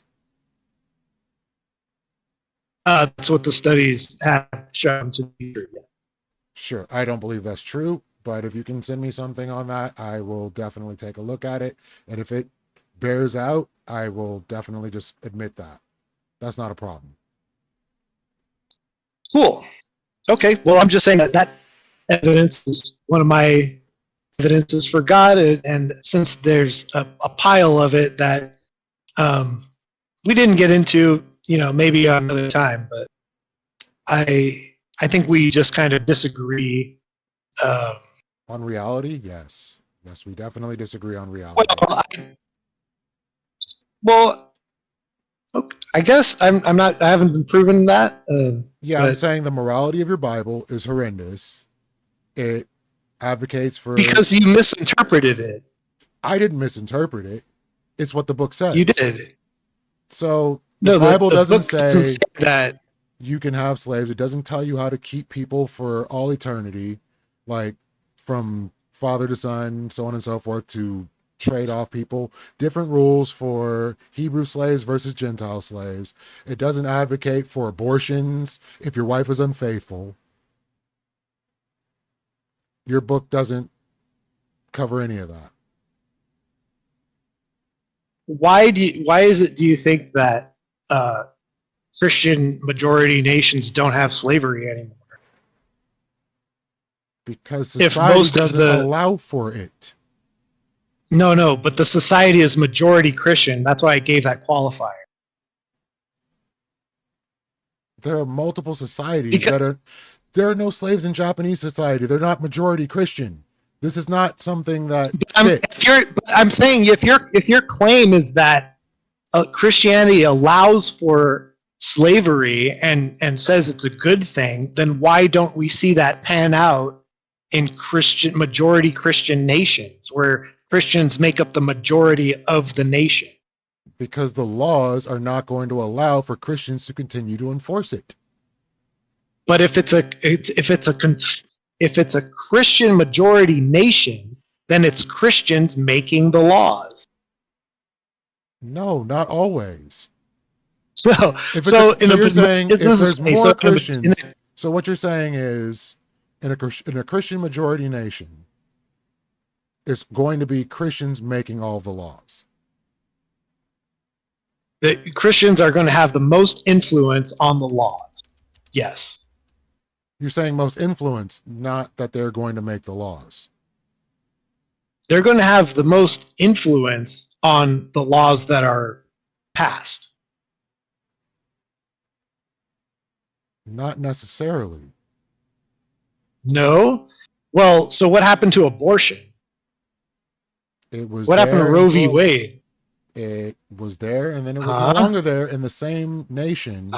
So you're saying there were more Christians or less Christians then when Roe v. Wade was passed, and for the entire duration of the time that it was there? Obviously, enough opinion swayed the other way. That was more of a Christian-informed opinion. Are you saying it was a secular opinion that changed Roe v. Wade to swing to go back the other way? And I'm saying that certain people that had certain beliefs and wants helped to change the law over time.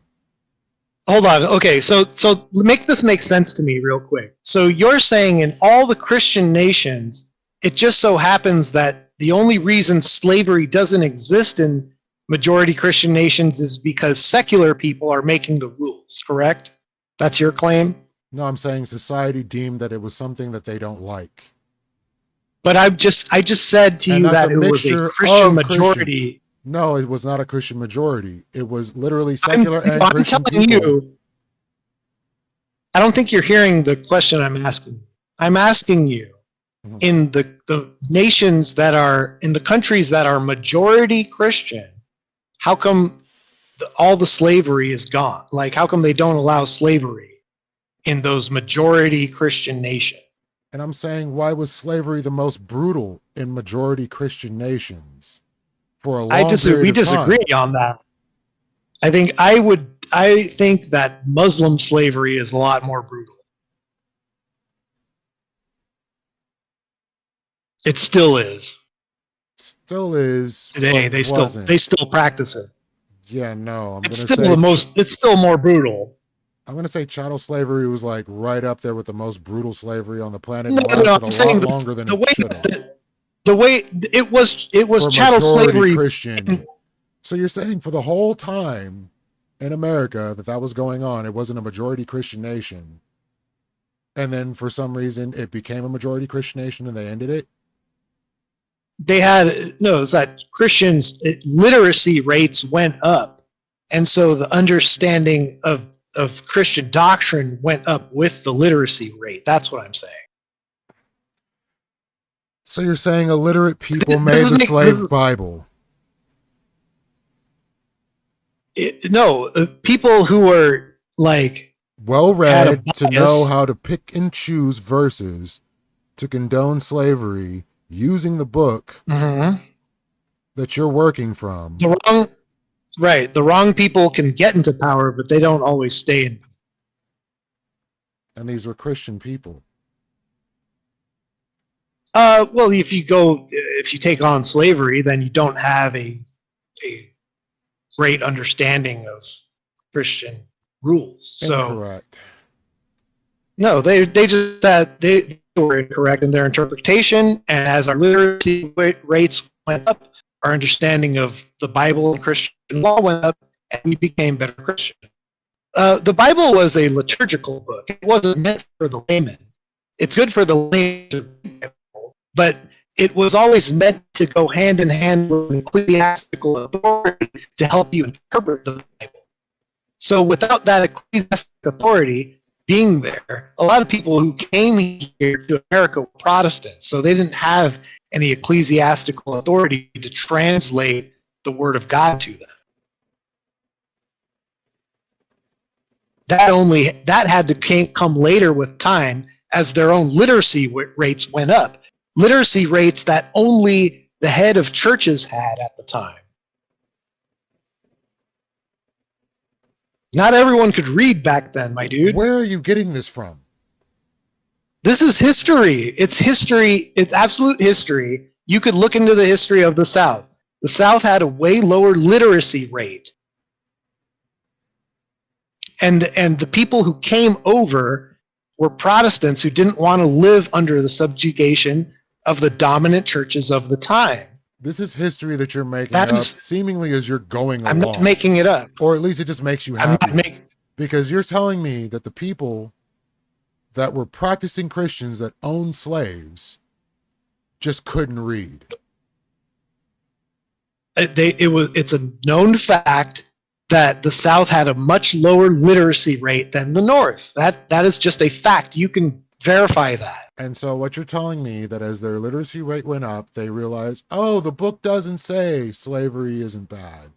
We need to get rid of all of our slaves. That it's not actually a good thing to own a slave. That it is inhumane treatment, that you should not treat another person below you because we are all equal in the eyes of God. And that's where we got the 3/5 compromise, was from a bunch of illiterate people. We had to deal with it. We had to go to war with a bunch of mistaken people who were just not as intelligent as the North. That's just a fact. Okay, well, I'm going to go ahead and end this conversation at this point. It's been good talking with you. You have a good night. Been good talking with you. Take it you easy, too. Man. You too.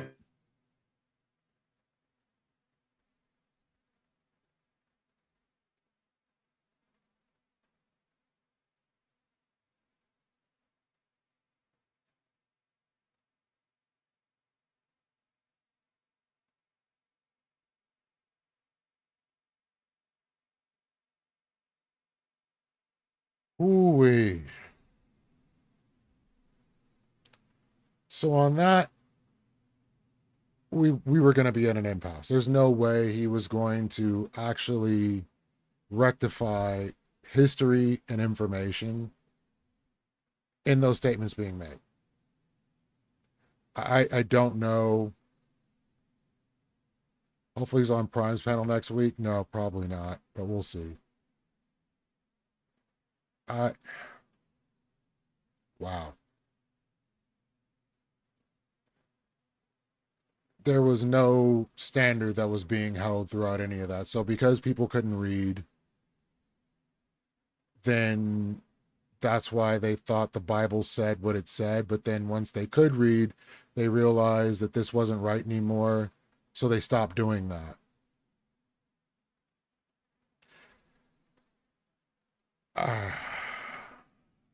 That hurts. I mean, thank you, Spaniard. Of course, it wasn't even that it was circular. It's that we're picking and choosing reality as it goes along to fit the beliefs that Christian people are the good people. And if these people are doing bad things, then they must not be Christian, or they must not understand what's being put forward to them. Which, if there was a God in place with the morality on your heart, as he states it should be, then this would never be an issue in the first place. I don't understand how that works.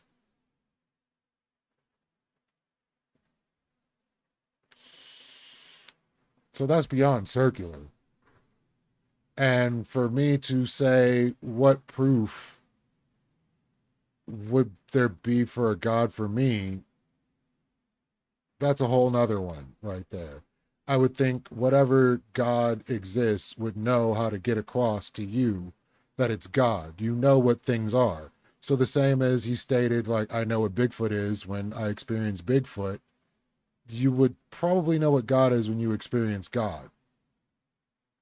It would be pretty much universally understood.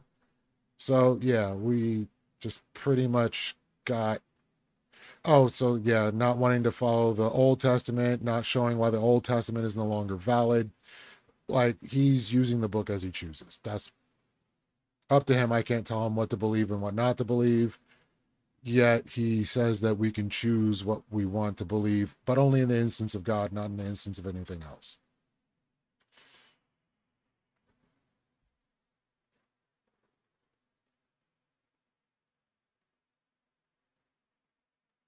And so for the study in regards to people living longer lives, so some studies suggest that religious people, including Christians, may live longer than those who are not religious. There are many factors that can affect lifespan, and religious beliefs are not the only factor that determines longevity. Social interaction, healthy habits, purpose, it is not exclusive to Christianity. So to say that he's going to be able to show that the Christians, so that's going on like living water. So you got the NIH studies that show religious people only live longer in religious cultural contexts. So these are PubMed. So there's nothing definitive that's showing any of this. So I don't know what study, and so like especially what study is going to be able to pluck out the Christians that are living longer versus every other religion that's living longer and show like through this study what's going to give you this outcome. So that in itself doesn't prove that his God is the correct God, or that it isn't just having better social practices and a purpose isn't going to do that for you.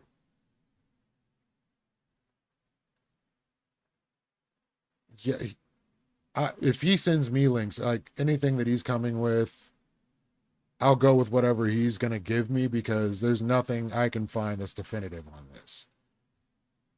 Like I'm looking for studies, like I'm sitting there looking through it and it's just literally religious affiliations, which is just blanket.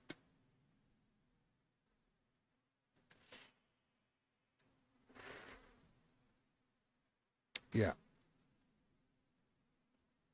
So on that, I'm going to go ahead and end the stream for the night. It's been fun hanging out with y'all. Be back Wednesday and catch you next time. And my tank tops are proof. Appreciate it. All right. Well, I'll talk to y'all.